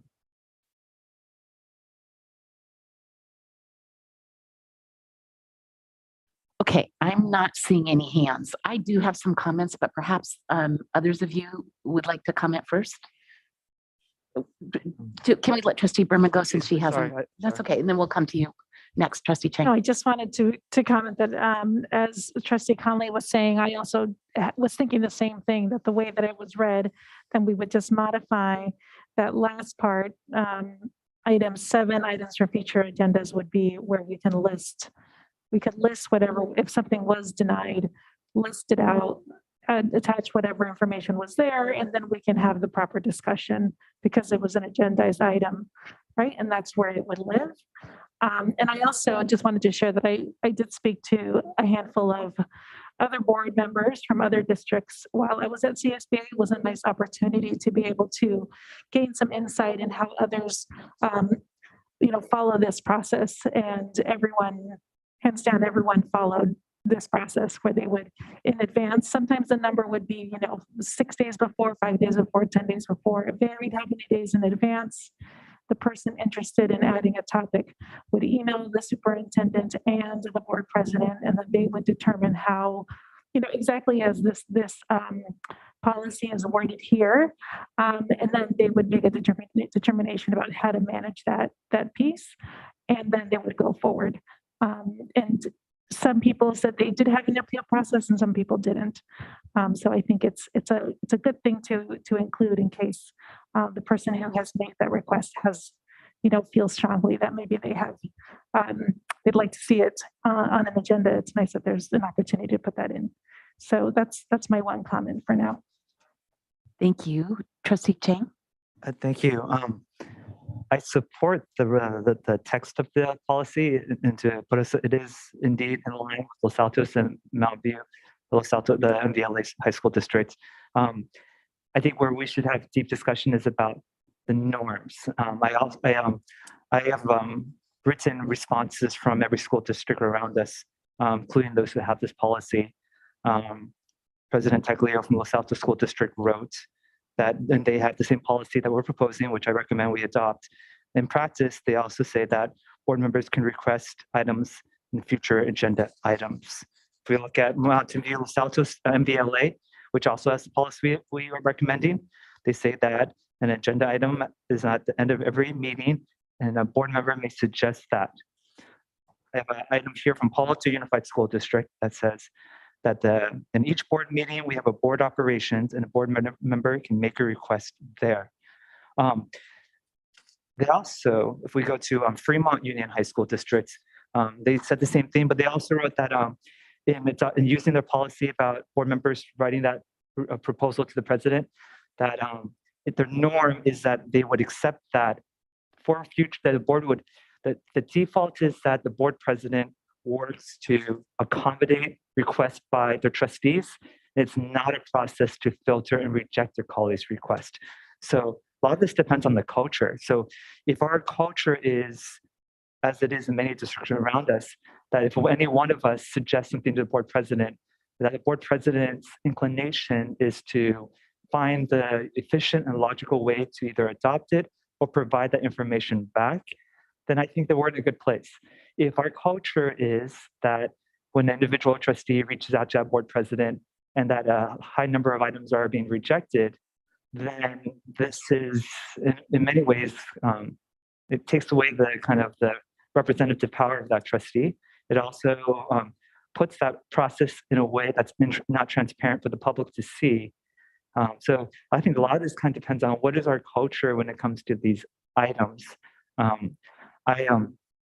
I also, I worry that in the past, I agree that we had Brown Act violations when we were talking about future agenda items, but as one who's frequently brought up future agenda items, I've always been aware that I choose purposely not to talk, and most of the substantive comments are those trying to explain the rejection of the item. So it's not like somebody's bringing up a future agenda item and then is trying to promote it and then we're ready to get into a Brown Act thing. It's an item that's brought up without commentary. And then there's substantive comments being given on why there are no vote, and then we have walked into a Brown Act. Like we would not have this problem if we had the culture of what we had in the past is you bring up an item as it is courtesy in each one of the districts around us, and it's a no vote, yes vote, you move on. We don't try to explain it for or against it. It's this our tendency to have to explain our no votes that have actually got us into this problem. And so I really while I support the policy the way it's written, I support it in condition that we do it the way our other districts around us do it. Either we do it with a courtesy of understanding that it is not the role of the board president to be a filter of their colleagues, or we continue to allow colleagues to organically present items in the future agenda section. Thank you. Thank you, Trustee Ching. So I have a couple of comments on that. And I did talk to a lot of the same districts, maybe not the same individuals that you spoke with, but various trustees at CSBA. And all the ones I spoke with also said they have the CSBA language. And then I asked them how they implemented it in practice. And I heard the same thing where they do at the end of the meeting, like where we have it near the end, they'll say, does anybody have any items? And any trustees with items will just say their item and they write it down and they just move on. So nobody says anything. And I'm fine with that. I am really worried about Brown Act violations, but I'm also worried about keeping one of the sessions at CSBA was talking about the main thing is keeping the main thing.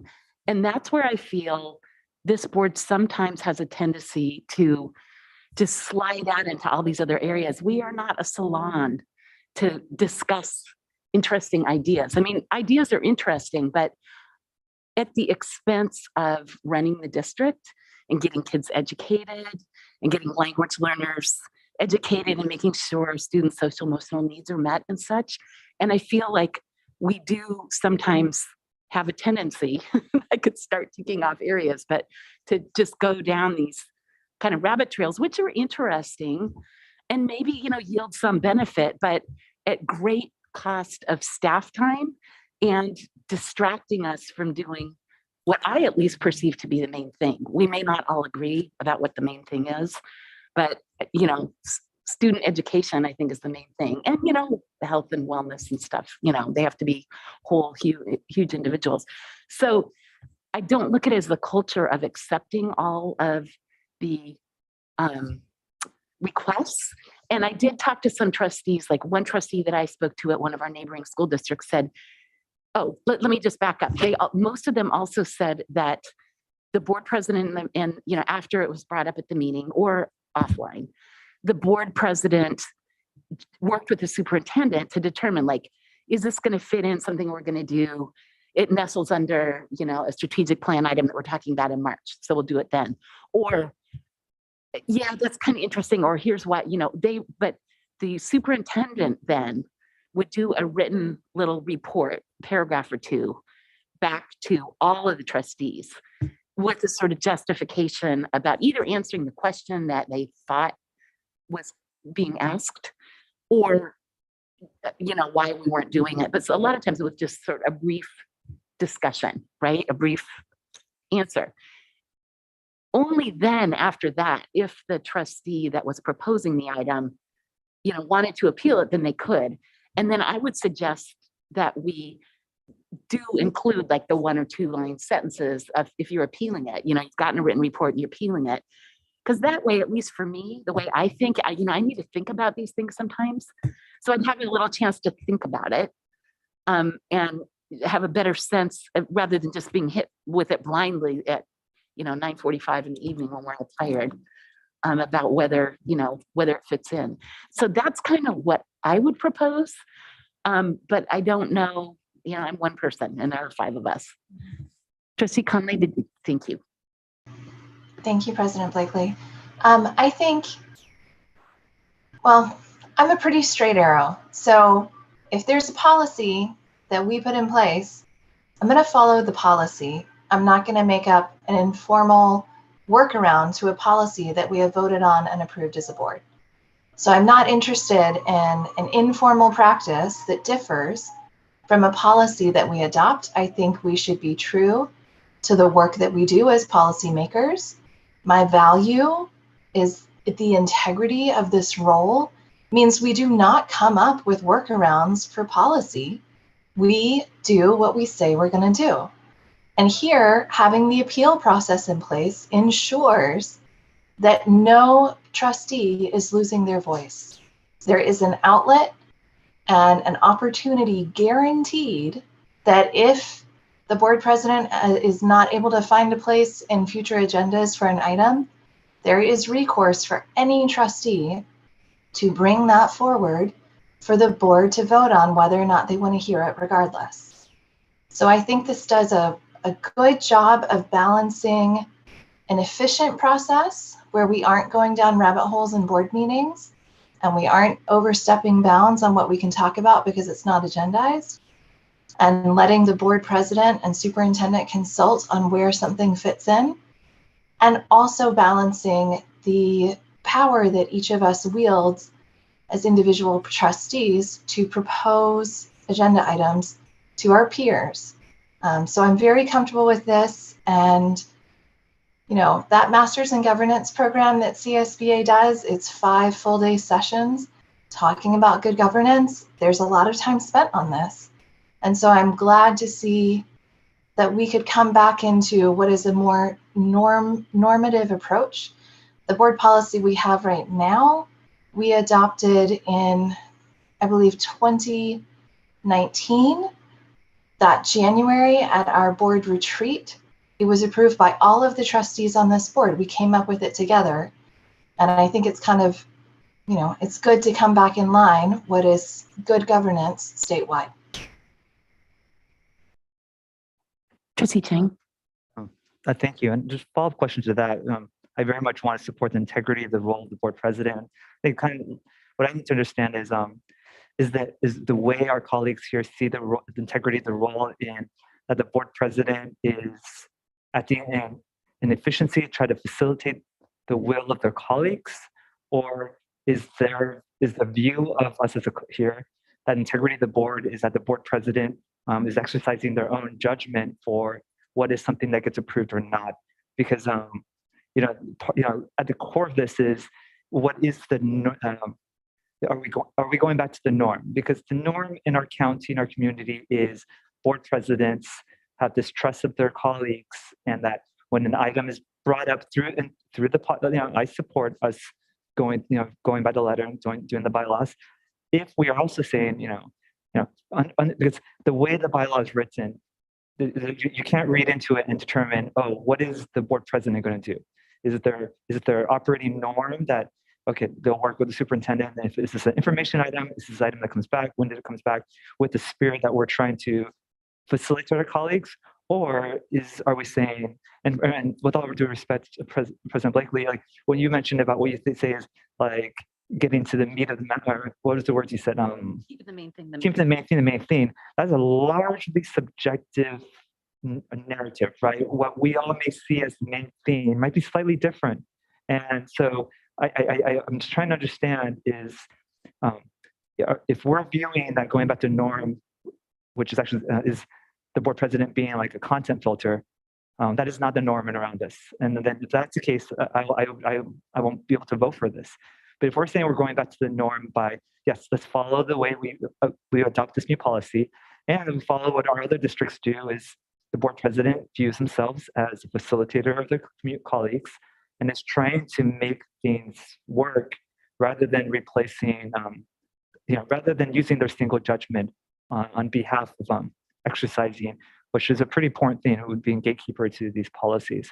So I just need to know, like, how are we viewing the integrity of this role and what the norm is? I mean, Trustee Berman, would you like to comment on that? Sure. So I think you make some valid points, Trustee Chang, and I think that I don't believe that it's the role of the school board president to deny another trustee the opportunity to bring up a topic that is in the purview of a school board. right? And if you or any other trustee was suggesting a topic that we should not be discussing because it is not in our lane, right? Or in our something that we should be discussing, then we should make sure that our president lets us know that that's maybe not what we should be discussing during a school board meeting. And there's an opportunity to appeal in case that trustee feels differently. So in that sense, I don't think that this is an opportunity for a president to deny a fellow board member the opportunity to bring up a topic that they feel is relevant to their constituents. And I also had one more thing to say, and I just, it'll come back to me in 1 second. So thank you for bringing that up. And I will say, I do struggle with having items for future that is for this to come up at the very end of our meeting when things sort of come up and then suddenly we're talking about them. I think that I would appreciate the process where items get submitted with more information, and then there's thoughtful discussion between the president and the superintendent about how to move forward with satisfying that request. Well, Trustee Berman, my understanding of the way the other districts do it is some of them submit them in writing ahead of time. Yes. Other times it does just come up at the meeting, but all they do is they say, I'd like this, and it just gets written down. So it's kind of effectively the same thing. There's no discussion, no vote, no nothing. It's then the president, and because of Brown Act, the president could speak with the person that brought up the item as well as to the superintendent, because two of us can talk about anything. So get a little more background, but it doesn't come up for discussion. So, Yes. I mean, I'm totally fine with that. And I don't think anybody's trying to dictate anything. I sure as heck am not. I just don't. I've seen too many times where I feel like we've gotten pretty distracted and staff has been pulled in directions that just suck up a lot of staff time to sort of not all that much benefit. That's my view. So, and there have been times where three of you have wanted something and I'm like, and that's okay. I mean, we all have independent judgment and we should. But I don't necessarily feel it every single time a member of the public brings something up or we read an interesting article that we necessarily need to agendize that. It might be really interesting. And if we had unlimited time and unlimited resources, that's one thing, but we don't. So it's just trying to be practical and balance that. This was my comment. From the main thing, keep the main thing the main thing. I think what that was in reference to, the goals that have been established for the district, right? If the board has given direction and there's direction on what the focus should be, then how challenging it is and how it impacts, really it's impacting our students and our teachers when we continue to fluctuate between goals and make adjustments. So the whole point of keeping the main thing is that as a school board, if we've had discussion and we've given direction and that's what we're committed to, then we just need to be careful that we are all keeping the main thing, that we're not, wanting to have discussions about something that's really going to pull our district away from what we want them to work on. So I think that's what I got out of keep the main thing. The main thing is that as a board collectively, we need to be really mindful of that and sort of thinking about if we have things that we want to see, when is the right time to bring them up? Because we've given our district and our superintendent, we've charged them with this responsibility, and it's a long-term one.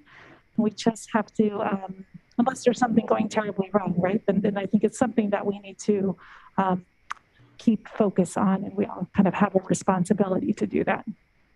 And just one more comment, and Trustee Conley, but when they talked about this, it was also, they were saying there's a lot of districts that adopt a strategic plan and then they never look at it again until May. And so that's also part of the main thing. We've all agreed on that. Thank you. Trustee Conley. Yeah, so I think, I'm going to go back to the policy again. It says that any board member or member of the public may request that a matter within the jurisdiction of the board be placed on the agenda of a regular meeting. The request shall be submitted in writing to the superintendent or designee with supporting documents and information at least 10 days before the scheduled meeting date. And if it's submitted less than 10 days, it may be postponed to a later meeting. So when I'm thinking about, President Blakely, your point about having a spot at the end where somebody can just spitball something that gets written down and taken away. I actually don't think that fits this process of, and this is why it bothers me that we would try and workshop agenda items at the end. A, we're all exhausted at the end of meetings. We're full up on information.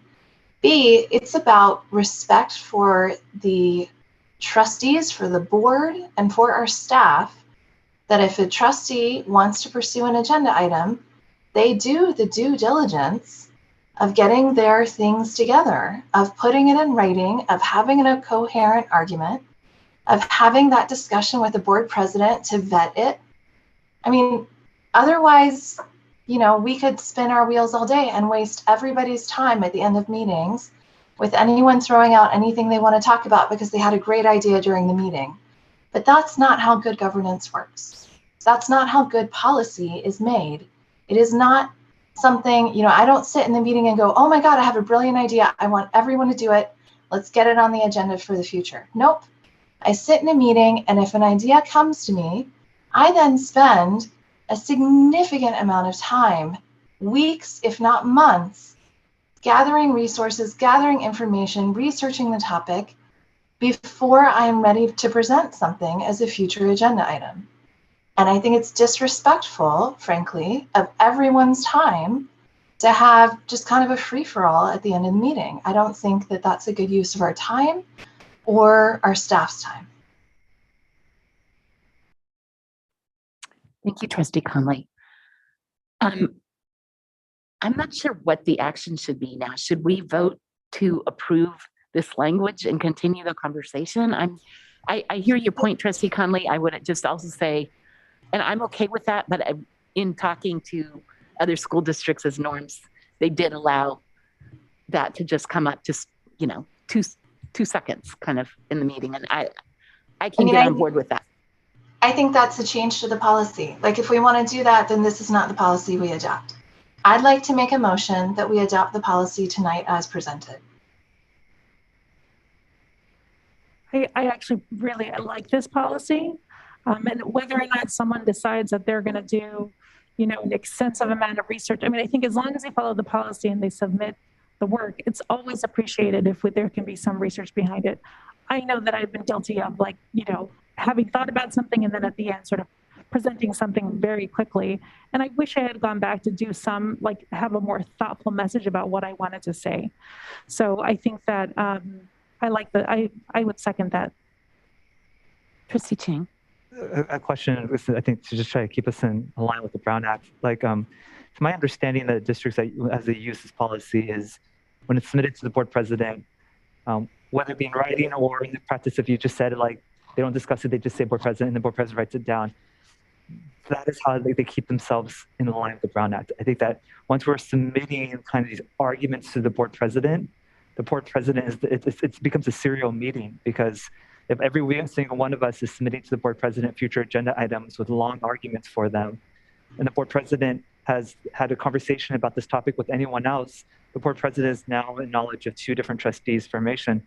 That's by definition a serial meeting violation of the Brown Act. So like I think that I'm not saying that the board. I mean, like, I think that maybe, you know, to superintendent like supplemental material, and I definitely agree with Trustee Connolly that any future agenda items should be thoughtful, as I think they have been for our board.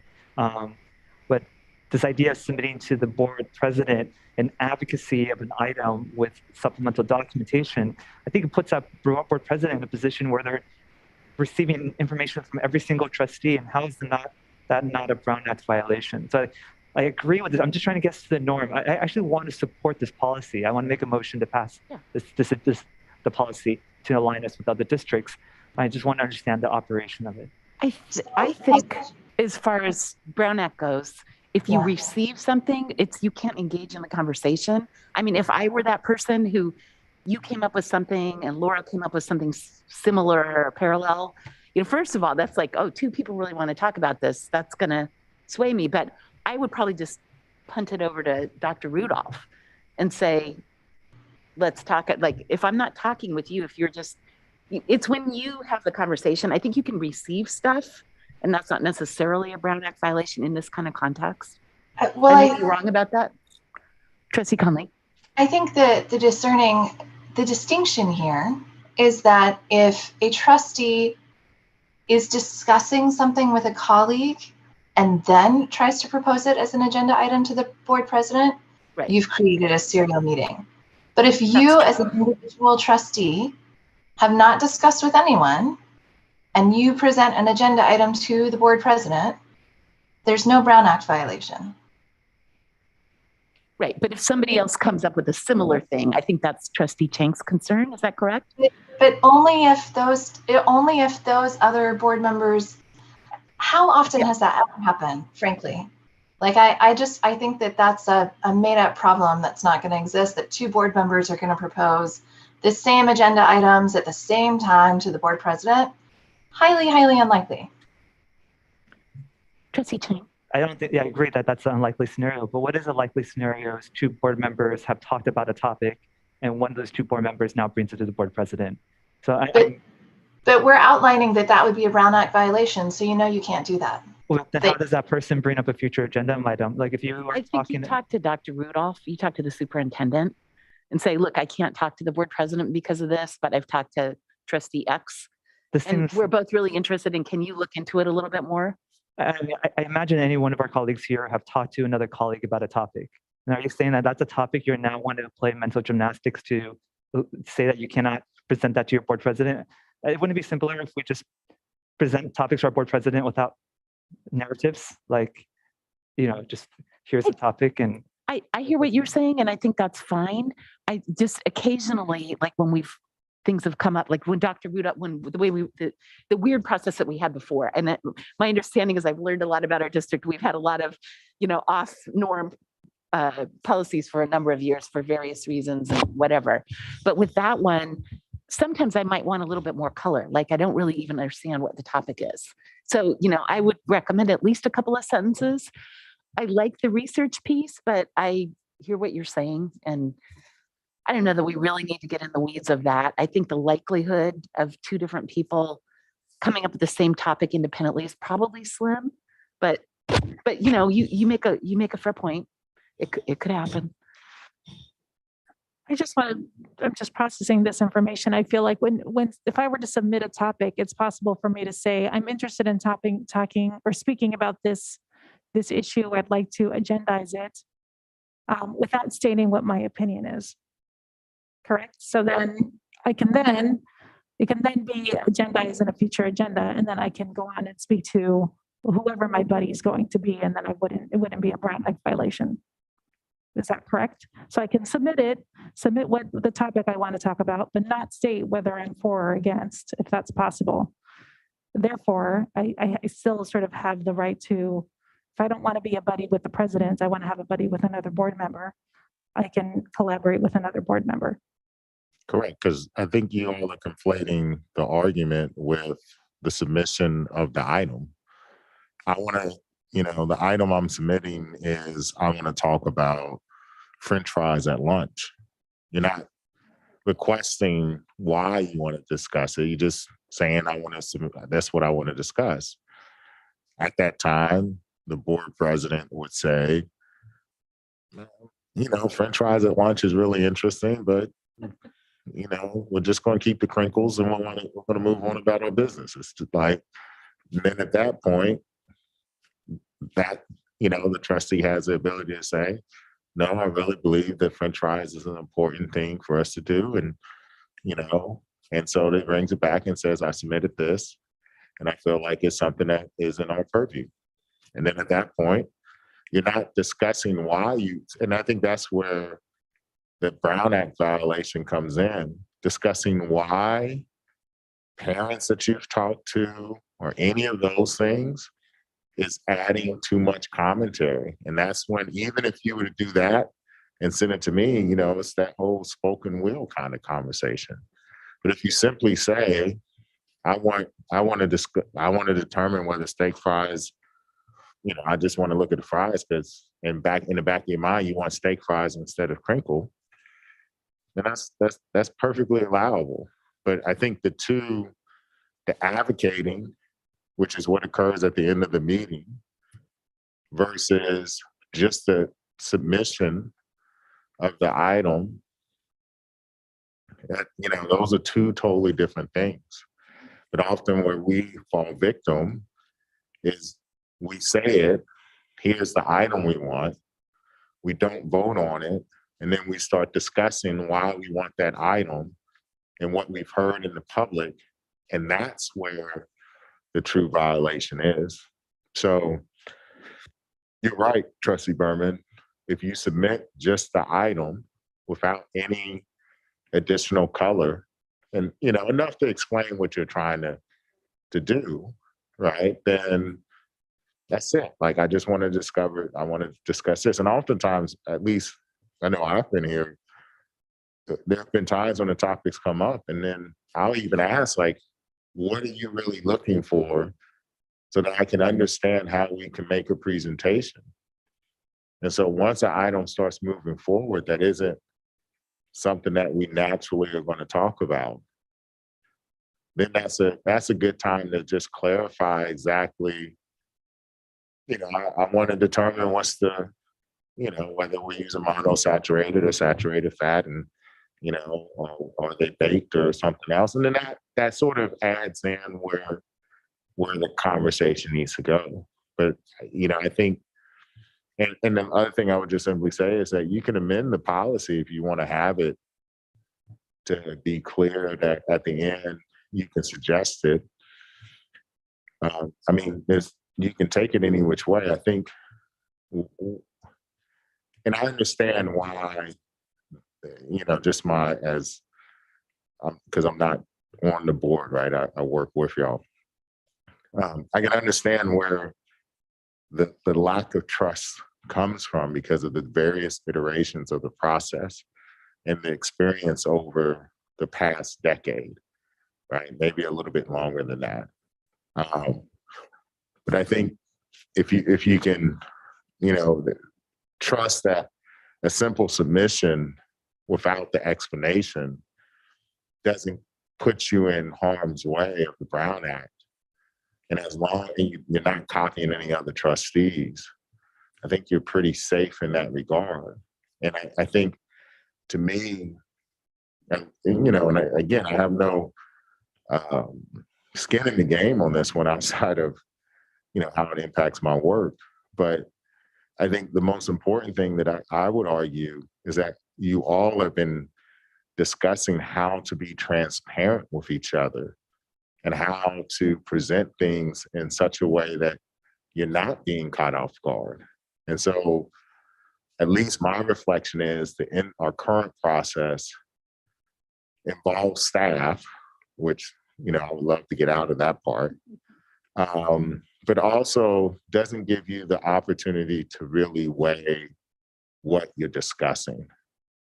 And it puts you in a position that is more of an emotional argument at the moment than it is about just the topic. And so all I would argue is that whatever approach you use, even if you amend this policy, that you just use it to the best of your ability to be transparent and telegraph, here's what I would like to discuss. And then afford each other the opportunity, which I think the appeal process that CSBA came up with is good, that in the event that you don't feel heard, regardless of whether you can say it at the end of the meeting or whether you email it, that you have the ability to say, well, I really believe that French fries needs to be discussed, and and go from there. And so I think, I guess what I'm trying to say is there's a lot of hypotheticals being tossed out, and I don't think that that's necessarily true to this board. But I do think that we stray a lot when it comes to the Brown Act at the end of the meeting because we're really tired, and there's some good topics that we want to discuss. I just want to point out that the policy as it's written, there's an assumption there that whatever topic is suggested, it would go in the immediate school board meeting, unless for some reason, like that would be the norm, that it'd go in the next school board meeting. I would assume that some topics it's just for the most part, probably, yes, we can put them on there for the next meeting. And it could be that it's not, wouldn't necessarily involve asking staff to do a lot of work. Perhaps it's just the opportunity, we're going to put it on there. We're going to let the trustee present on that topic, or provide that information. And then from there, we can probably have some rich conversation about whatever it is, the crinkle fries or the Crisp fries, whichever one it is. And then together as a board, you can come up whether we need to continue that conversation and we need more information from staff, or maybe that's the end of that conversation once that was brought up, right? So the hope would be that if we get 4 topics that come in that would like to be agendized, that they're not 4 presentations from staff that staff needs to spend time on. It's just to the opportunity to talk through them and understand what's needed. Is that correct? Is that your interpretation? Yeah, if I'm correct, and I don't have the policy, I can pull the policy up, but if I'm correct, the board president actually sets where it would go. And so it doesn't have to be the next meeting, right? It just, the board president says, okay, we will fit this in, and we add it to the board matrix. And then also there have been times similar to what we've had before. And I think, and this is where, you know, I would say that our board deviates a lot more than other boards, and not by choice, maybe just because this is just how staff responds to the request.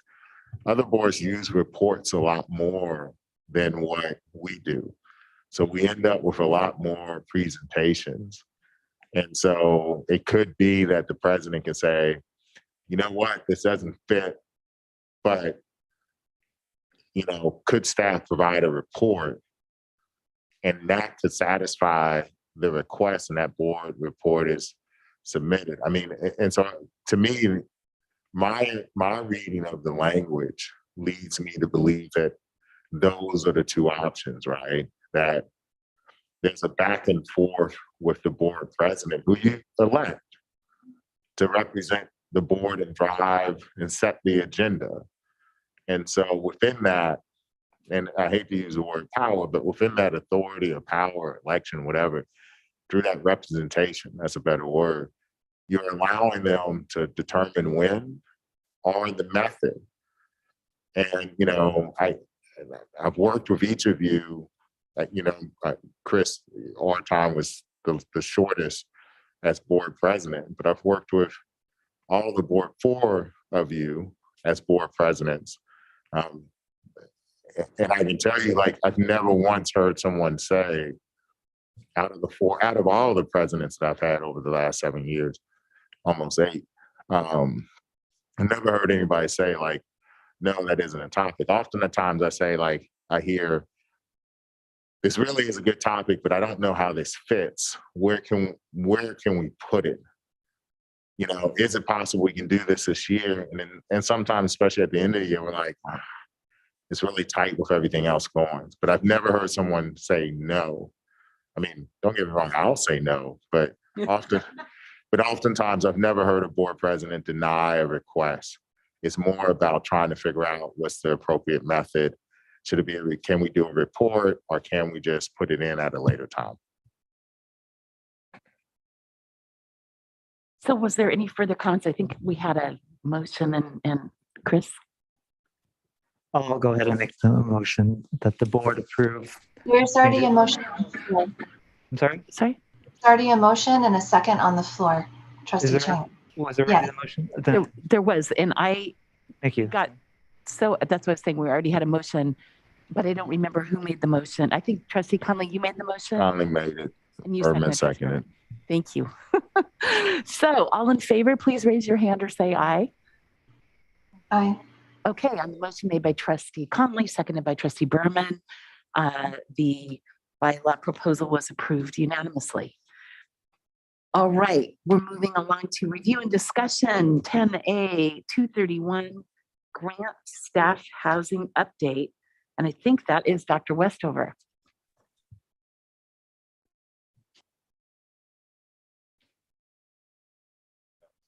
Is she still here?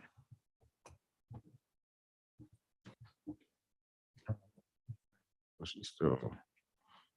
She was here earlier. Is it? All right. I just sent a message to Dr. Westover. But so this second project that's coming up is actually the second teacher housing project. I know Joe Smidian, who was here earlier, is here, and I believe that there are a couple representatives that are with them. If those representatives, as well as Joe, could. Oh, there you are, Dr. Westover. You're muted, Dr. Westover. Apologies, I stepped away from my computer for just a second. Naturally. Please go ahead. Was there a question? Oh, the 231 grant presentation. I'm so sorry. So we have a presentation about our 231 grant, and we have members from Joe Simidian's office to present to us today. If you could raise your hand, we can co-host you so you're able to share your screen.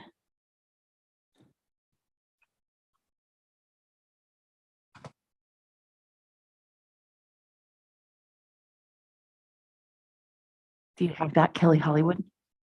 Yes.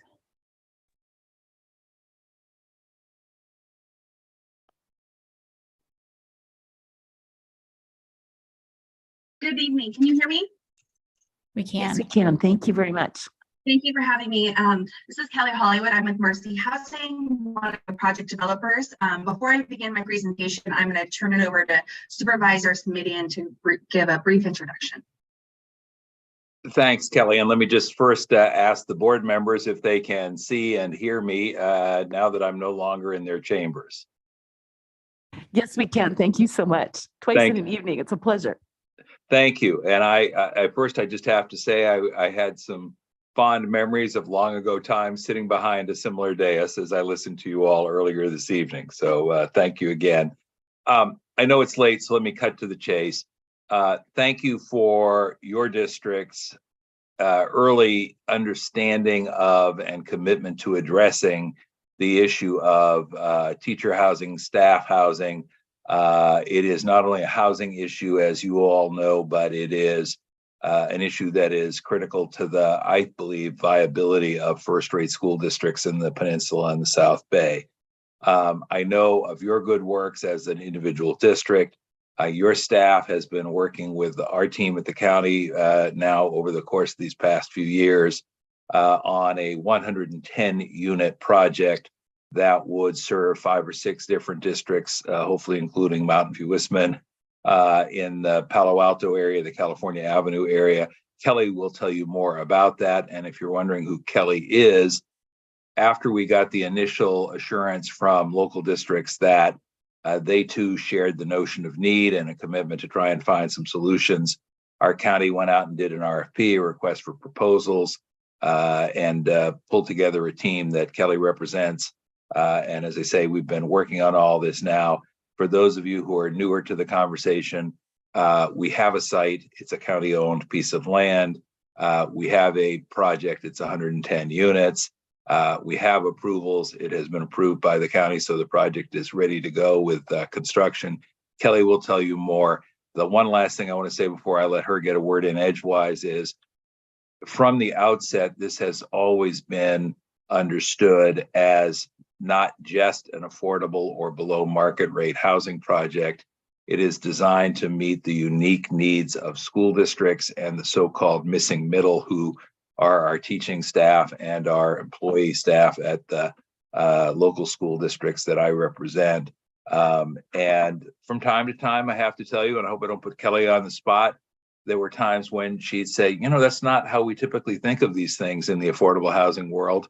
And I'd say, exactly. I don't want us to think of these things in this typical way. I want us to think about how can we do this in a way that will serve local districts and keep local schools strong. And with that, I will say thank you again to your district, your staff, and your board, and turn it over to Kelly Hollywood. Thank you. Thank you, Supervisor. I'm going to share my screen now. Can you all see the screen I'm presenting? Yes, we can. Thank you. Okay, thank you. So again, thank you so much for your time this evening. This is the first of what we anticipate as 2 meetings to review this proposal and seek future approval on an agreement between the district and the County of Santa Clara for allocated funding supporting the development of educator housing at 231 Grant. This evening, we're going to do a brief project summary, go over some updates, and then discuss terms of the school district agreement. As you can see in this slide, the 231 Grant is located just off of California Avenue in a bustling mixed use neighborhood, and it takes up the park block between Birch and Park Boulevard on a property on a piece of land that the county owns. The development will, as Supervisor Simonian said, house 110 affordable rental apartments. This is in partnership with multiple other school districts and our joint development partner, Abode Communities. Again, I'm with Mercy Housing, and we have been working in conjunction with the supervisor's office and county staff to get us to this place today. So we thank you for reviewing this proposal and hopefully moving forward with this evening. In here, you will see that we're going to be housing 110 affordable rental apartments. Those will be for teachers, school district employees, and their families. On this site, there is both community space and residential space, as well as offices, parking, and a plethora of other amenities, indoor and outdoor. Excuse me. No. There's private indoor and outdoor commuter spaces, large landscape courtyards, recreational areas, indoor lounges, meeting rooms. There's on-site vehicle parking, secured bike parking, and residential storage. The total project, as I mentioned, is 110 units. Mountain View Wisman School District would be allocated 12 units of that, 3 studios, 7 one-bedrooms, and 2 two-bedroom units for the use of their staff and employees from their district. This will be serving a range of incomes targeting the households in the missing middle. Those household incomes compared to Santa Clara County incomes hit between 80% and 140% area median income of the households. The timeline for construction on this is that we will be starting in April of 2023 and be complete by December of 2024. Under current market rents, our rents are estimated to be between $800 and $2,500 less than current market projections. Those rents will be set at the time of leasing, but we do have an idea of what those proposed rents will be. But again, those are subject to market conditions at the time so that we can make sure those rents are affordable for households. Rent levels will be designed so that households are not paying more than approximately 30% of the income. So that households will qualify, and then the incomes will be set based on their qualifying household income. As we mentioned, the purpose of this are coming to you tonight is to discuss terms and any questions that could be for this proposal between a funding agreement between the school district and the County of Santa Clara. We will also seek future approval on a sequel resolution that is needed to move forward this action. The agreement between the school district and the County of Santa Clara is seeking a $50,000 per unit investment on 12 units for a total investment of $600,000 from the district. The transfer of funds will be before the start of construction, which is, as we mentioned, in April of 2023. Those funds would be transferred at a time when we had all of the funding commitments and we are ready to move forward with construction. So that date is subject to change based on our timeline. The county will disperse and administer the funds to the developer for the construction, but the county will be the holder of the agreement with the district and disperse those funds as needed. This dual district funds should be paid back after all their financial obligations are made in the development. And that is my time for presentation. Thank you again, and open to answering any questions that the board may have. Thank you. Thank you very much, trustees. Trustee Wheeler. Yeah, so this was brought up to us, many months ago. I'm wondering what school districts currently are planning on coming into this development with us. Sure, I can answer that. We have Palo Alto, Mountain View, isn't that's you? Los Altos, Mountain View. Other way around, Mountain View, Los Altos. Los Altos. Did I say Palo Alto? Which one? I did say Palo Woodville Alto. De Anza Community College. Thank you. Sorry. Thank you, Supervisor. Thank you. Thank you. And that is that, as far as you know, are those agreements pretty firm?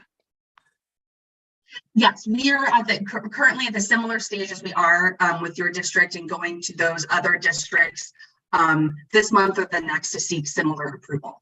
We do have approval from Foothill De Anza already. That was approved at the end of last month. And the only other thing I would add, excuse the interruption, is through a special arrangement with South County folks in San Mateo County, the Ravenswood Elementary School District will also be participating substantially in the project, courtesy of a grant from Facebook/Meta. Well, that's good to learn. Trustee Chang?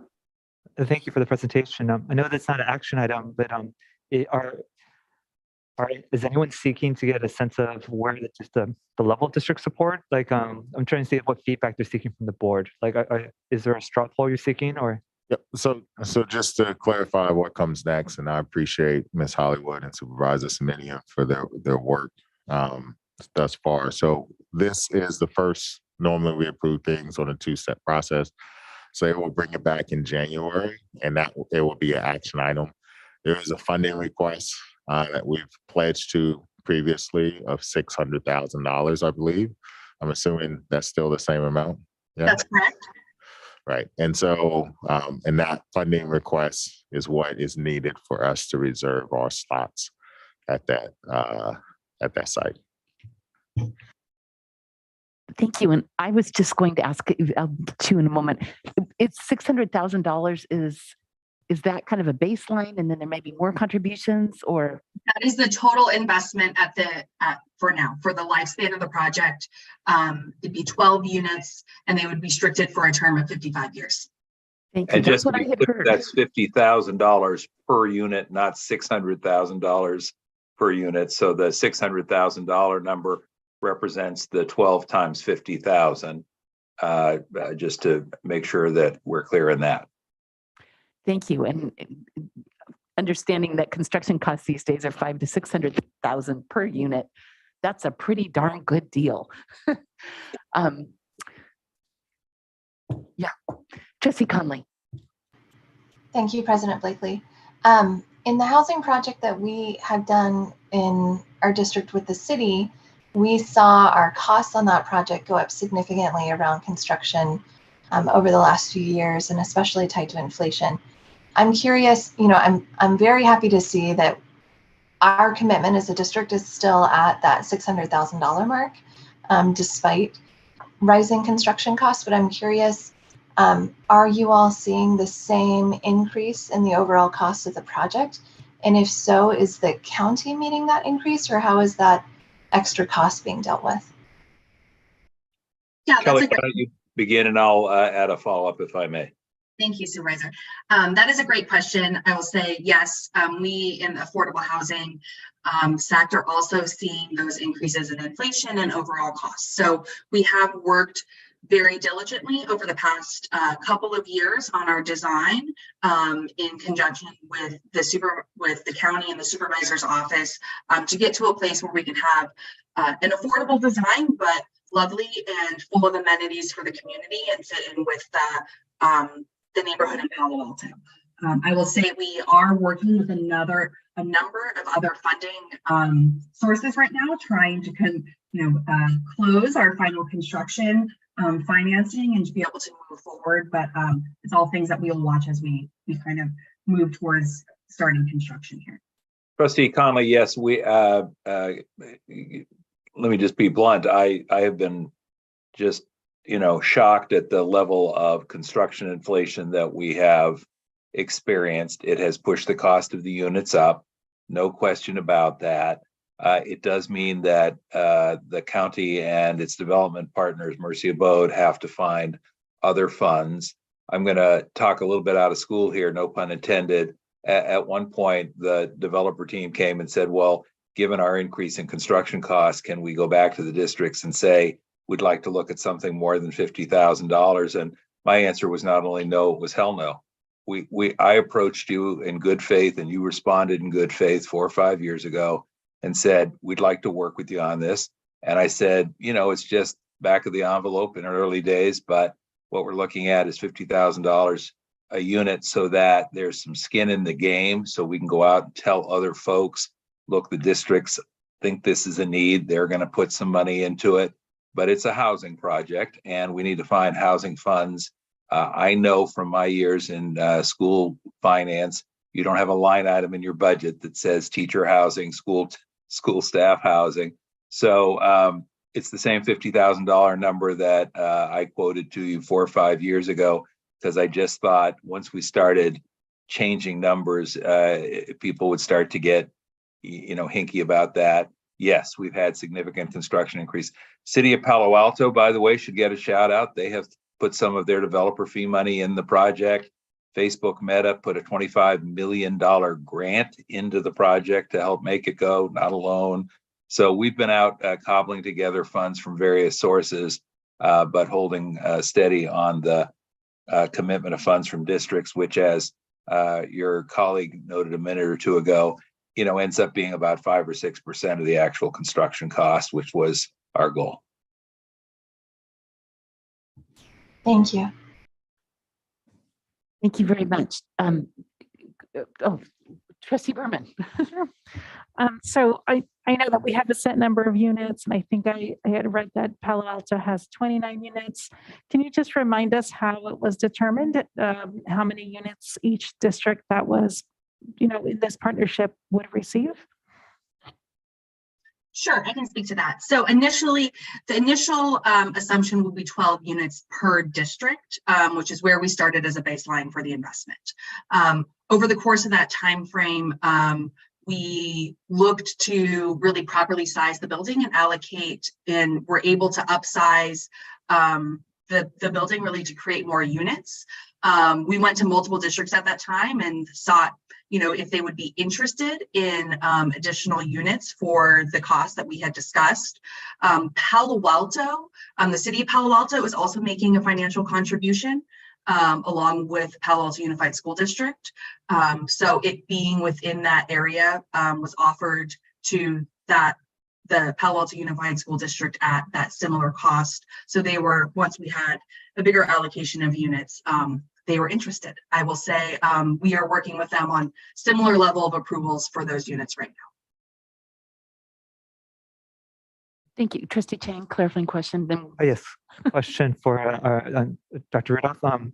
So when this item came back in March, it was unallocated Measure T funds to pay for the 600,000. Is that still the plan? Yes. Thank you. any other clarifying questions, or I'm going to open it up to members of the public. If there's anybody here wishing to comment on this item, will you please raise your hand in Zoom?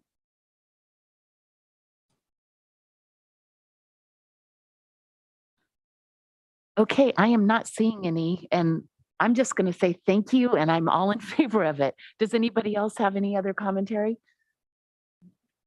Feel very fortunate to be in your district, and that our staff will be able to take advantage of this project. So thank you very much, and good luck getting that funding closed and get construction started in April. Thank you. Thank you everyone for your support. Thank you. Have a good evening. You too. Okay, we now have item 10B, open enrollment school marketing process changes. Do we need a quick bio break first? Okay, it's 9:09. So be back in like 5 minutes. And we might need a motion to extend. I'm sorry, unless you think we can get through.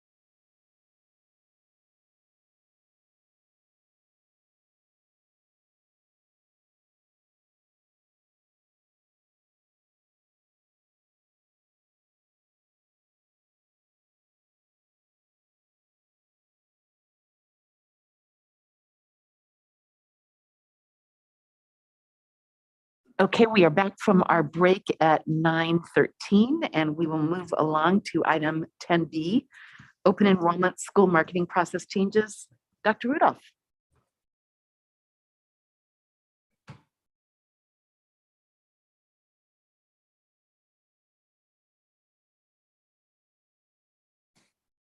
All right, so I want to talk about sort of the updates to the open enrollment / school marketing process. And just to go back, the reason why we're making these particular changes is a little bit twofold, right? So the first one is really in response to trustees wanting to make sure that our choice schools reflect the demographics of our community. And then the second one is really for us to sort of understand how we can better help parents and sort of amend our process to make it a little bit more worthwhile. So we have a couple goals. So our guiding principles is really about providing relevant information and increasing awareness and making sure the community has all access to our choice schools. We also understand that we really believe that we need to start utilizing parents' time wisely, as opposed to having them to come in for events. And then we really want to decrease some of the barriers and increase the ease of registration, but we also want to integrate kinder readiness information into these. And so our guiding principles is that we want to create multiple touch points for our parents, and we want to learn more about choice. I have the opportunity to learn more about choice schools with a focus on underserved populations, but at the same time providing assistance for registration. So, and I want to, we've had a couple messages. One, to focus in on our high quality offerings, also to bring in our early childhood options, and then to highlight that you have options between your neighborhood schools as well as your choice schools, and then also the kinder messaging that is free and is full in its after school programs. Our target audiences are all parents with children 3 through 5, subgroup of students who are not enrolled yet or enrolled in either our PK or TK. And so, as well as the general community. And what's interesting about this is as we started thinking about how we could achieve the board's goal of diversifying the school district, we actually realized that we have a captive audience existing within our schools that we never actually market ourselves to. I mean, we market to them the same way that we market to every other parent, but we actually don't market to them at all, and they reflect the demographic that we're actually looking for. And so we revised over the last 5 or 6 months, we've been working on this. And so we wanted to come up with 3 different types of processes. And actually there's a 4th one that comes after this. So the first one is about exploring your options. And so starting tomorrow, we will start flooding people with information about how to check the address of your neighborhood school, sending out videos and putting those on social media. And then also sending up emails and starting actually we'll update our webpage so that there's just a registration page that has all this information too. The second phase is actually the preparation for enrollment. What we notice is that our old process started in November, and then we started presenting in November, and then we just dropped off, and then we waited until January to do registration. And while that does give people the opportunity to sort of think about their options, it doesn't capitalize on the idea that, oh, registration's at the forefront of my mind. Let me gather information and then start. And so it's possible that we actually lose people because we have to wait for so long. And so we want to truncate the process to help people. We also want to help prepare them for enrollment. And then we want to do registration all the way up until the break. And so we have videos about how to do registration, as well as an updated video on the new lottery process. And then the 4th phase that's not on there is also to reflect an idea about community building. And before I jump into the making changes part, I think it's important to know that most parents choose schools because of word of mouth, right? I mean, some parents do go to good schools or, any of these clearinghouses. But for the most part, most parents choose a school because they hear from another parent whether or not a school is good. And when we're thinking about enrollment and we're looking at choice schools, one of the reasons why Stevenson is so successful in maintaining its wait list is because it has so many parents who have experienced something positive at that school who then become converts or advocates for it. Sometimes the messaging about the program gets lost, but the messaging about what they've experienced stays. And when we look at other schools, sometimes we don't get those messages out. So for instance, when we look at, and I know at some point the question about schools like Montaloma will come up, but most parents don't attend the kinder events at Montaloma. But if you had an event and afterwards, and so I'm leaning on my experiences, not only as a magnet school principal, but also as a charter school principal and a neighborhood school principal, and working in the promised neighborhood. If you create an experience after people enroll, you create a touch point for them that's a lot more positive. And that positive touch point is actually the gateway to volunteerism. And it's also the beginning point for people to spread the word that you may have heard this, but what I've experienced is something different. And so really the fourth phase of this is also a revamping of our open house process that includes a new student orientation that allows people to experience and see things at the school, but also gives the PTAs and MVF the opportunity to recruit people to volunteer. And that's really the most important thing because, again, we move into a neighborhood because of the quality of schools, but the schools we choose are really based off of what the feedback or the things that we hear from each other. But we also realize that we have to make some other changes because our process just wasn't really intuitive. And we want to create opportunities for marketing our schools and remove barriers for all groups. We also felt like our registration process was not customer oriented, and we needed to change it to be more customer oriented. One of the changes that we're making is that moving forward, our registrations team, if it occurs during the school year, will actually go out to the school. That enables a parent to meet the principal, the staff, the at-risk, or anything else so that they can actually see the school as opposed to them coming to the district office and saying, here's the school, and then saying you're going to go over to the school a little bit later. And parents naturally, what I would do is I would drive to the school after hours. But we can change that process so that our team goes out. We also shorten the window so that we capitalize. One of the problems we realized when we started this journey in July after the board made its decision to change the enrollment process is that our kinder nights were nestled in between Thanksgiving and Christmas.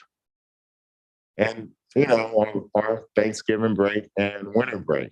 And it's just not the right time to capture people's attention. But we have these other times during the year where we have the ability to capture them. So by shortening it, we believe that we can get better attention and we can help people more. What we also realize is that some schools are very successful at having in-person events. Those schools are the schools that have a lot of word of mouth. But other schools don't have the same success with in-person events. And so we decided to look back and say, well, wait a minute. What's the difference between a virtual and in-person event? Now, you're looking at the wait list, but I want to remind you that the 2019-2020 wait list reflects what would have occurred during the 2018-2019 school year.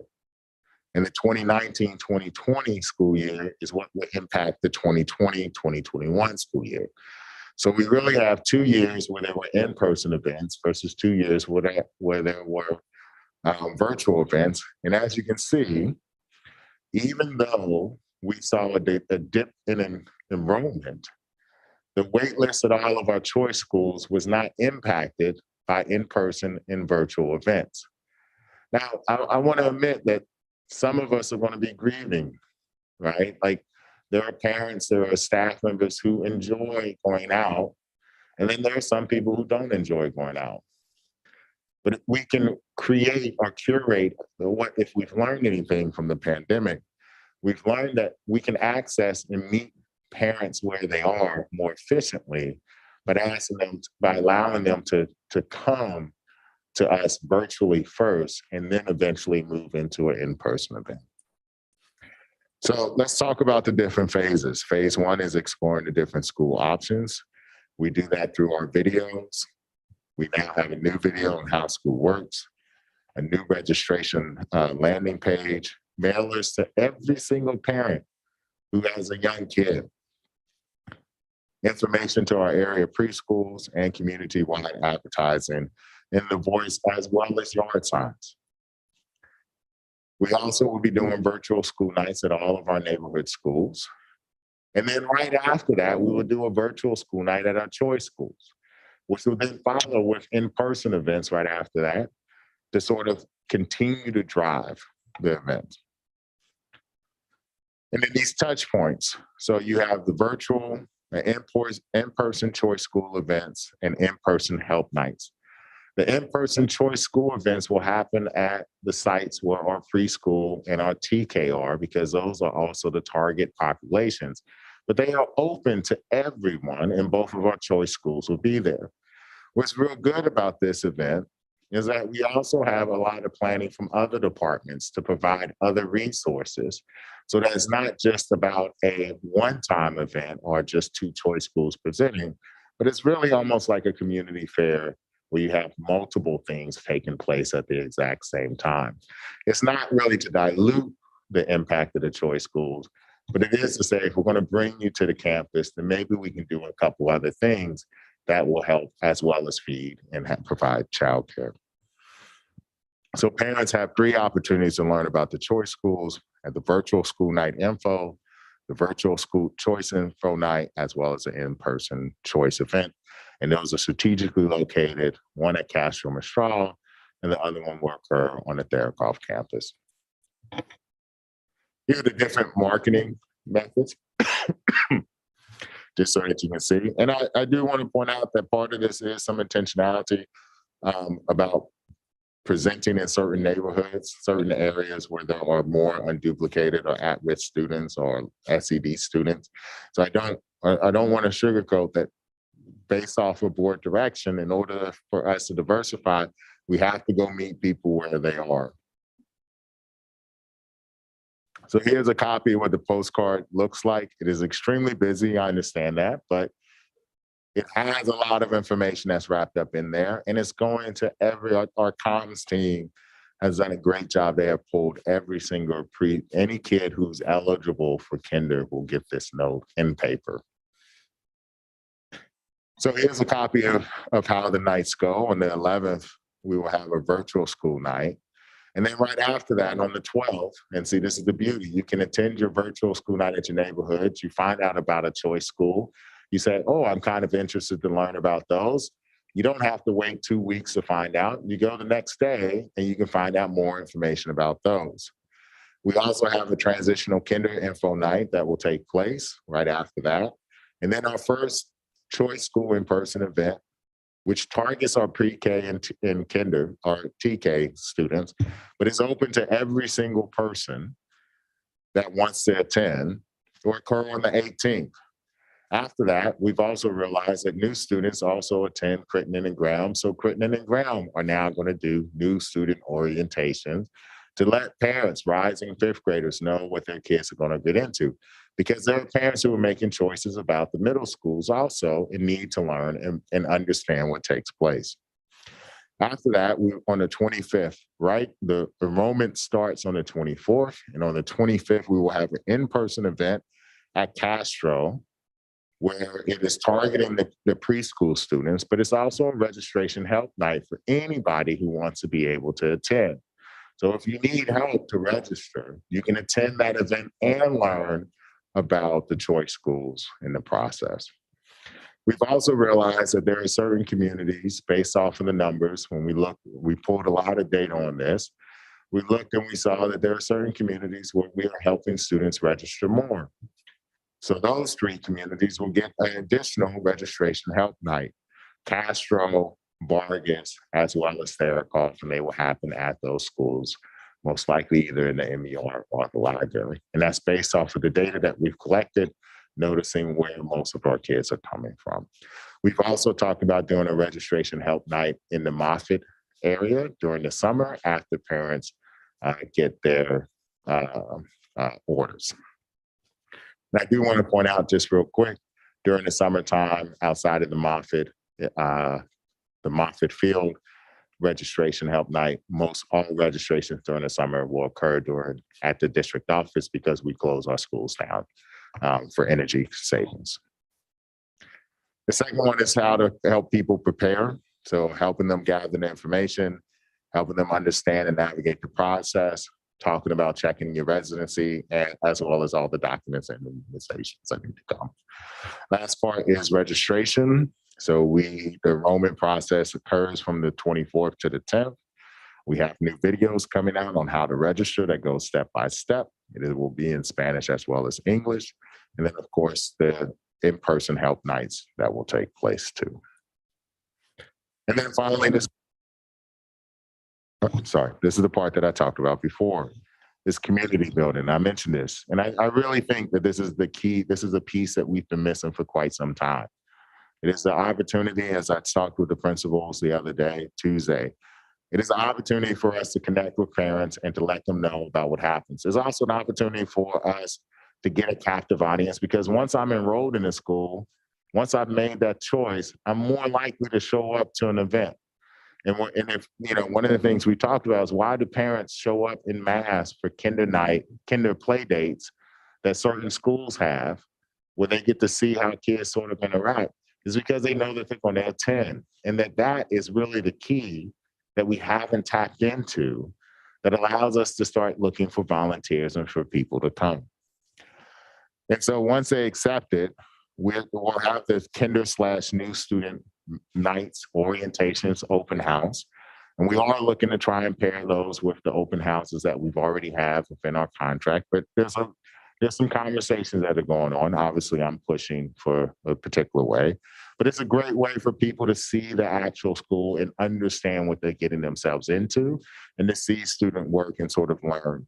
And it's a great time for MVEF as well as the PTAs to also look for new volunteers and talk about sort of what's needed. The last thing that we've noticed, and we'll be talking about this and coming up when we look at our iReady scores, is that for some of our schools, this is also an opportunity for us to tackle a different type of problem. We have parents who are committed, regardless of what level that they are on, who sometimes don't have the social capital to understand what is needed for their child to be successful. Well, if we know that kids keep coming in to kindergarten unprepared, then it's time for us to look at a different solution for the problem. And so what our curriculum team is working on is actually creating book bags with cards and books and other activities.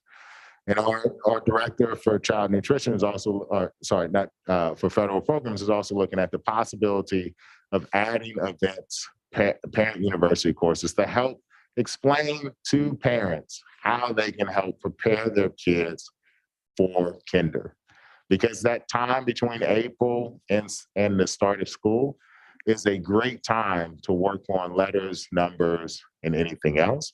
It's also a great time to prepare students that are rising to the 6th grade for whatever else they need to. For a parent who wants their child to go into a more advanced math class, it's a great time to get your kid into one of our district programs at Valdez, or to look at other programs such as Khan Academy, and sort of have your kid work through that so that they're ready to go on day one. So what's the next steps and the impacts? Obviously, we're going to implement the marketing efforts. We plan on collecting data. This is a change from what we've had. This is more, I would say that this is probably a little bit more in line with a community activist approach, as opposed to the traditional process that we use. This is the first year of new efforts, and so we will undergo some change. And then, like I said before, there are going to be people who are just not used to this, and it's going to be a little bit different. And we understand that, and our goal is to collect feedback. We will evaluate this process and sort of look to see whether or not it's had any type of impact, positive or negative, and make the appropriate changes. You will also look at the impressions of videos and social media, attendance at the school info nights, as well as the number of applicants for the choice schools. So it's possible that awareness might not result in registrations for choice schools for underrepresented groups. This is a long haul, right? So we're playing the long game. So I just need to say, we're not going to see a 12-fold increase in applications just because we change our marketing process. It's going to take time to sort of get people to get comfortable going to schools. And there's other work that has to be done in order to make this possible too.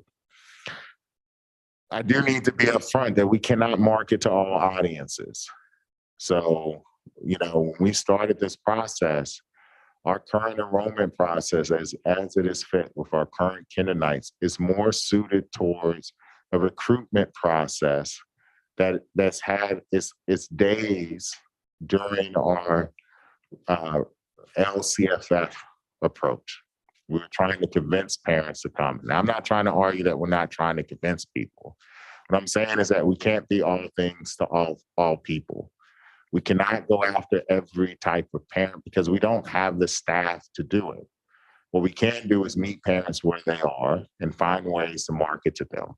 And I do believe that creating more touch points that are positive, if we think about B.F. Skinner and R.V. Daniels, and we think about,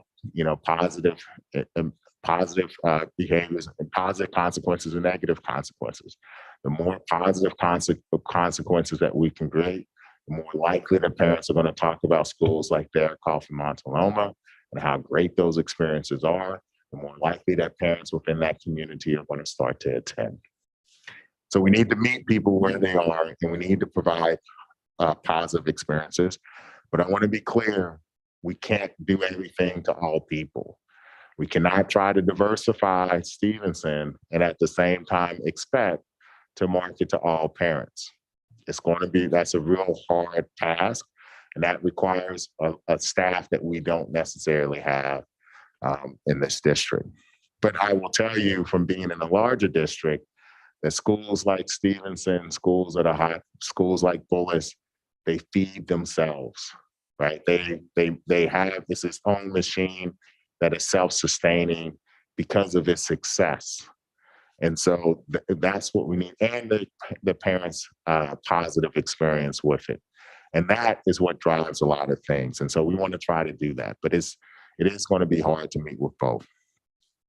We do want to connect people where they are, which is why we're going to lean on the virtual events a little bit more. Obviously, we've seen a lot more people attend stuff as a result of virtual events, but we also know that we need to have in-person events that people can actually talk and sort of discuss things. And then phase 4, community building, is a new emphasis. We're going to move our ways from the shopping and move it into converting people into acolytes for our schools. So here's our timeline moving forward. From the 11th to the 25th, we will have virtual info nights. On the 24th, we'll do open enrollment windows, right? And so you can see it goes all the way through until April when we start the lottery. And then after that is when we'll start planning the in-person community events.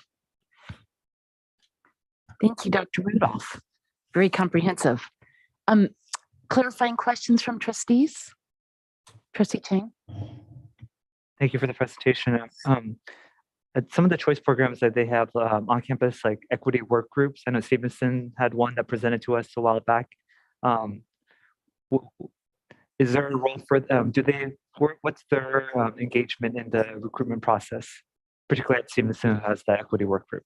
So we've looked at the work that Stevenson needs to do, and we've defined it into 2 different areas.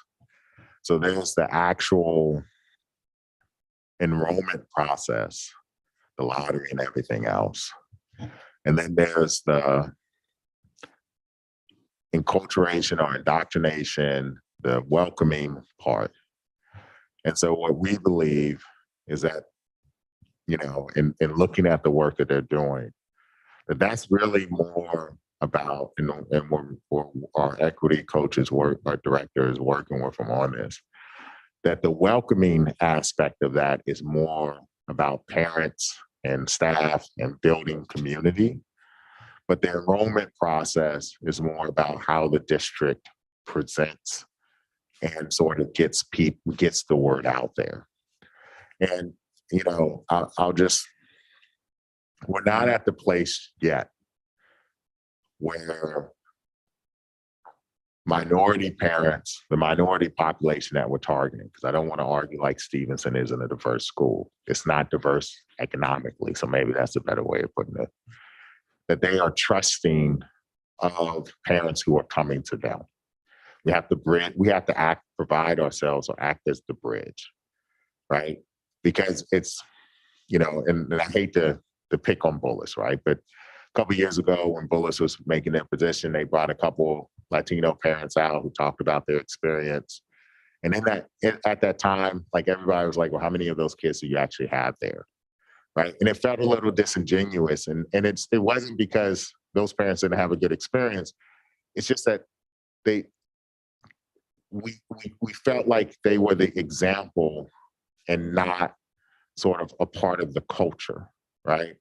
And so what we're looking for is we want to provide that bridge as Stevenson continues to work on how they welcome the equity, the diversity committee that they have, works on how they welcome parents and how they, you know, attract and sort of make parents feel a part of the system. And we'll focus on explaining the lottery, because that, I think, is more in line with what we should be doing. Explaining the lottery, getting the materials out. We shouldn't be asking a PTA to print materials to, you know, because then that puts the onus on how much money a school has, right? That should be something that the school does and that the district supports. And so that's how we view the two right now. So they have an active role. Their role is within that aspect. Just like at some point, we're coming back to you to talk about transportation. The board's role within this will be to discuss what transportation looks like and sort of how that goes, right? So everybody's playing different parts, but it's all fitting into this larger puzzle of how do we create an environment that's reflective of our school system. Thank you. Trustee Berman, you had your hand up earlier. Oh, I think I know the answer to this, but just to clarify, when the QR codes, when there's language available, I think I saw that there were videos in Spanish. Are there postcards going? Was there a way to know whether to send postcards or those flyers and mail them in English or Spanish, or are they all just going in English?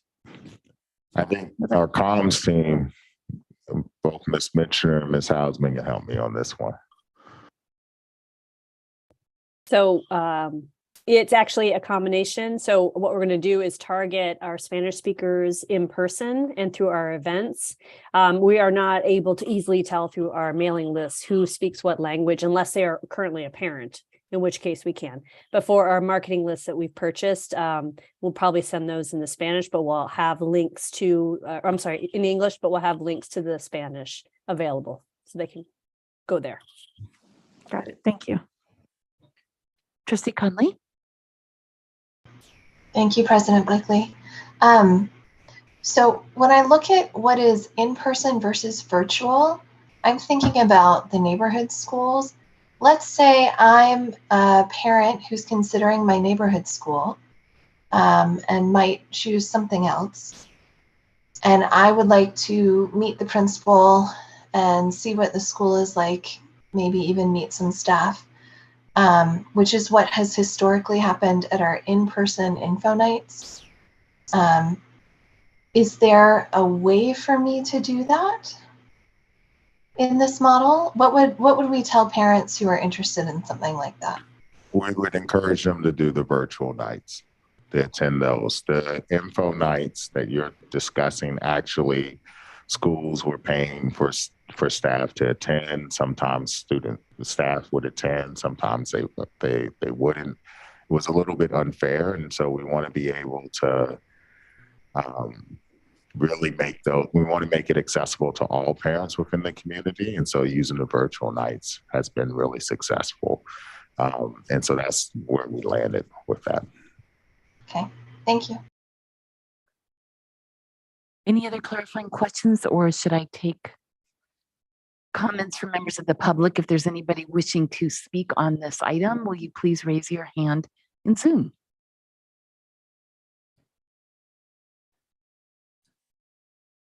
Okay, seeing none, were you looking for our reaction to this? I'm not sure what the feedback was that you're looking for, Dr. Rudolph.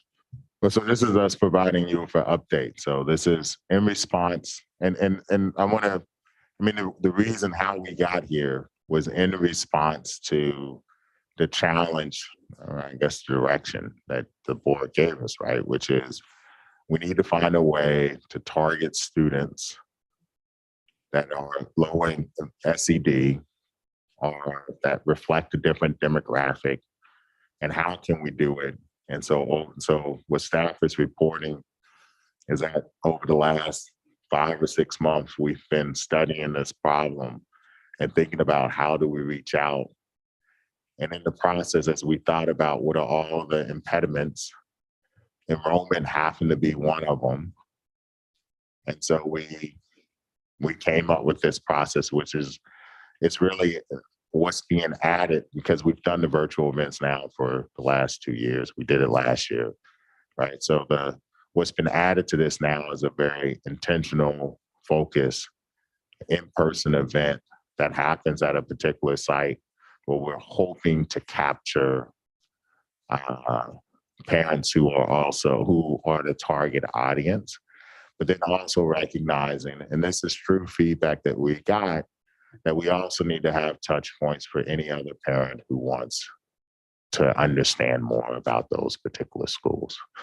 And so, I mean, technically the process is going live tomorrow, but any feedback you want to give is more than welcome. I just want to point out, like, it most likely will be kept in the ether and until we do our action after review, which will be sometime in February, to understand how successful this process was. And then if there are any changes, we'll bring those back and say, here's what we have. And we'll also collect the open house stuff, right? So if we're going to make updates to this process, we'll collect all that information, discuss it, and bring it back to the board and say, based off of what we've seen, the data, and what you've said, here's what we're going to do next. Thank you. I will just say that I am encouraged by it. I'm looking forward to seeing the results. I'm sure there will be tweaks, but it sounds very promising. I see Trustee Berman has something she'd like to say. Yeah, I think it definitely sounds very promising. I love all the marketing efforts. I think it's very thoughtful about, I feel like the team has been very thoughtful about where this community is, and the idea of meeting them where they are is very obvious to me in this presentation. I worked in a charter school also in East Palo Alto, and this is very similar when we were trying to recruit and just target a certain demographic. This is the work that we did, and I think the most powerful was bringing the families in once they've been registered for that touch point. Extremely powerful way to build community, to share information about how to support their children during the summertime. And it made a significant difference. It really did. So I just want to, commend the work that went into really revising, revamping this effort. I'm excited to see what the turnout is. And just the thought that came to me with the marketing, I thought about, I love that there's flyers and lawn signs. I was even thinking about, we have a lot of our families visit CSA, wondering if we can do flyers there too, or like the local churches or church bulletins. since I saw the Mountain View Voice church bulletins might be something that they access to. Anyway, I'm very excited to see what comes from this. Thank you. Dr. Rudolph, you. Yeah, I do want to point out one other thing that I forgot, and I know this has come up in a couple of conversations, but we also have been talking about, and Principal O over at Straw has been very active with getting out to the citywide cafecitos and stuff like that. And so we've also, one of the pieces of feedback that we've heard is that our schools can also do a better job. And I think there was a community comment also of making sure that we connect with various neighborhood organizations as well as community events, because there are times when we have events and it's sort of a black box. I think that's actually what somebody wrote in today. But it is possible that we can also advertise in a different way about walkathons and other things that allow parents to sort of experience it. And so I think as we go through this process and think about it, it's really about envisioning sort of marketing in a different type of more grassroots manner. And so that is something that we are going to also take into account too, that we can do a better job at these neighborhood events, getting the word out. Thank you. Did any other trustees have feedback? Trustee Conley. Thank you, President Blakely, and thank you for the presentation, Dr. Rudolph. I truly appreciate how much work has gone into revamping this process. And I think the piece that I'm most excited about is the phase 4, the community building piece.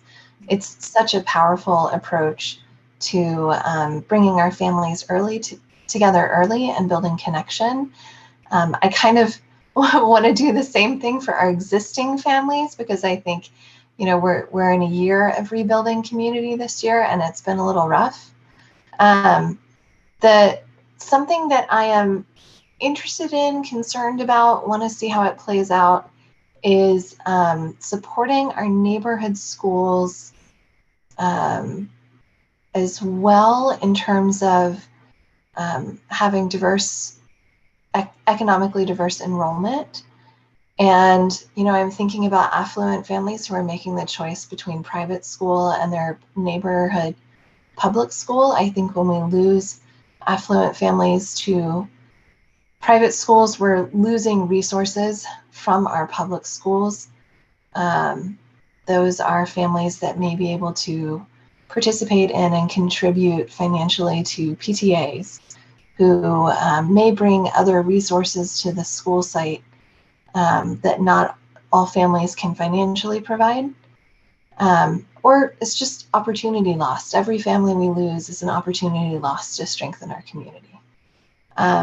So if we're not having in-person info nights for neighborhood schools, I would love to see our neighborhood schools leveraging, as you mentioned, like the walkathons in the fall as neighborhood events and not just school events, to build community in neighborhoods and get more families actually wanting to participate in their neighborhood school. I'm thinking about like Montaloma, for example, or Thierkoff. How can we really engage parents of young children in those neighborhoods before the enrollment deadlines begin, so that they connect with other families at the school site, with teachers, with the principal, and really feel a part of that school community before enrollment happens. So I'm curious to see how this plays out, and I hope that that our school sites, our neighborhood schools, can kind of harness that in the fall as well. Thank you, Trustee Conley. I have something to say, but Trustee Wheeler, I'm just wondering if we need to extend. Is that what you were going to do? No, I wasn't. I think we can get done before 10 o'clock, but I would like to say something. It sounds like Trustee Conley and I are on the same wavelength here about utilizing existing events to reach out to families. So like Trustee Conley was talking about walkathons. I was thinking about open houses, so invite parents who don't have children in the school yet to go to the open house. Then you get an opportunity to meet the teachers, meet the principals, meet other families, see what's, see what's going on, with PTAs, that kind of thing. Just being very aggressive about those kinds of pre-community building events. I totally concur about that. But I also think in terms of walkathons, I think they're great opportunities. But I think at some point, some of those are school things from the ground up. And I don't think the district should be mandating what they do for their walkathons. I think that's a school kind of more PTA thing, but I think most PTAs would love to get more community members. So I don't want the district to start. Each school has its own character and its own thing, and sometimes it's limited by what the PTA and the volunteers can do. But hopefully that will play out. Trustee Berman, you had something else you'd like to say, and just keeping in mind that we have. Yeah, 7 more 30 minutes. seconds. So this, I think what just reminded me with Trustee Conley's comment was, when we build that opportunity for families who are making choices about going to school, another opportunity when they make choices about where to school is, from elementary to middle school. So I think like that, along the way, somehow keeping that in mind too, and what the time frame is for those families too, when they make those decisions, and what time of the year we can start to make sure that they have opportunities to see their local options versus considering going somewhere else. Good thoughts. Any further comments, or shall we move on to the next item? Okay, which is board updates. I already gave you a little snapshot of my update from CSBA. I don't know, Trustee Wheeler, you're famous for your board updates, but perhaps you submitted them in writing. I did submit my last ones in writing, and I did go to CSBA. And the thing I'll say about board update for future board meetings members to go to CSBA is there's some that are just classic for me that I always go to, and I recommend everybody go to, is the legal ones that, the legal cases that came up during the year, and then also state of the state or finance ones. So you get a heads up, wrap your head around what's coming on. Thank you, Trustee Wheeler. If anybody else has updates, I'd encourage you to submit them to Ms. Villalba in writing, because we have 5 minutes left. And the next item is item 12, items for future agendas. So I'm not sure what we're doing with that. But if anybody has one, since we haven't changed, or did we change the process today? You do have one. Okay. So I'm out of it though. Okay. I'll let y'all. This is the one about the volunteer policy. Okay. Thank you. There's one about the volunteer policy, and that baton is probably going to get passed over to Trustee Berman or whoever our new president. So let me make sure I understand our policy as it's written, is that it has to be, here we go. The new policy as it's written is that it has to be submitted. Okay, there is one in writing, and It was submitted. In right, okay. And Got it. it wasn't agendized or approved or anything else. Okay. And so now Just stating. it is open to the floor to see if it has 3 votes. Oh, but nobody knew about it. No. Because it hasn't been denied. Is it an appeal? Because the new process would be if it's an appeal. Trustee Chang. I mean, perhaps there's just procedurally, this was submitted when we had our existing policy to be presented, and then it was foregone, and it was presented to the board president over 10 days ago. And so it's being brought back to you. So this would be something that's been presented well over almost a month and a half ago now. So what process are we going to use for this?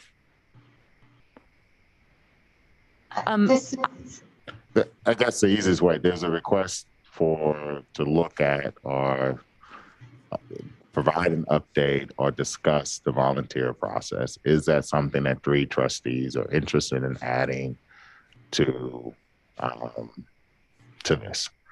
Staff is currently looking at this particular process, However, we don't have a date that we plan on bringing anything back, and we haven't decided whether or not it's a presentation or a written report. But if 3 trustees would like for this to be a board agenda item, then we will adjust appropriately. And my comment was that my understanding was that it would be coming up in the future, but not sure when. So if we're following the policy, I mean, a volunteer policy is within the jurisdiction of a school board. So it would be agendized. It's just a matter of when it makes not the most, necessarily, mo- not it makes the unless- most sense. Are we looking at the policy? not unless people want to have it. You mean,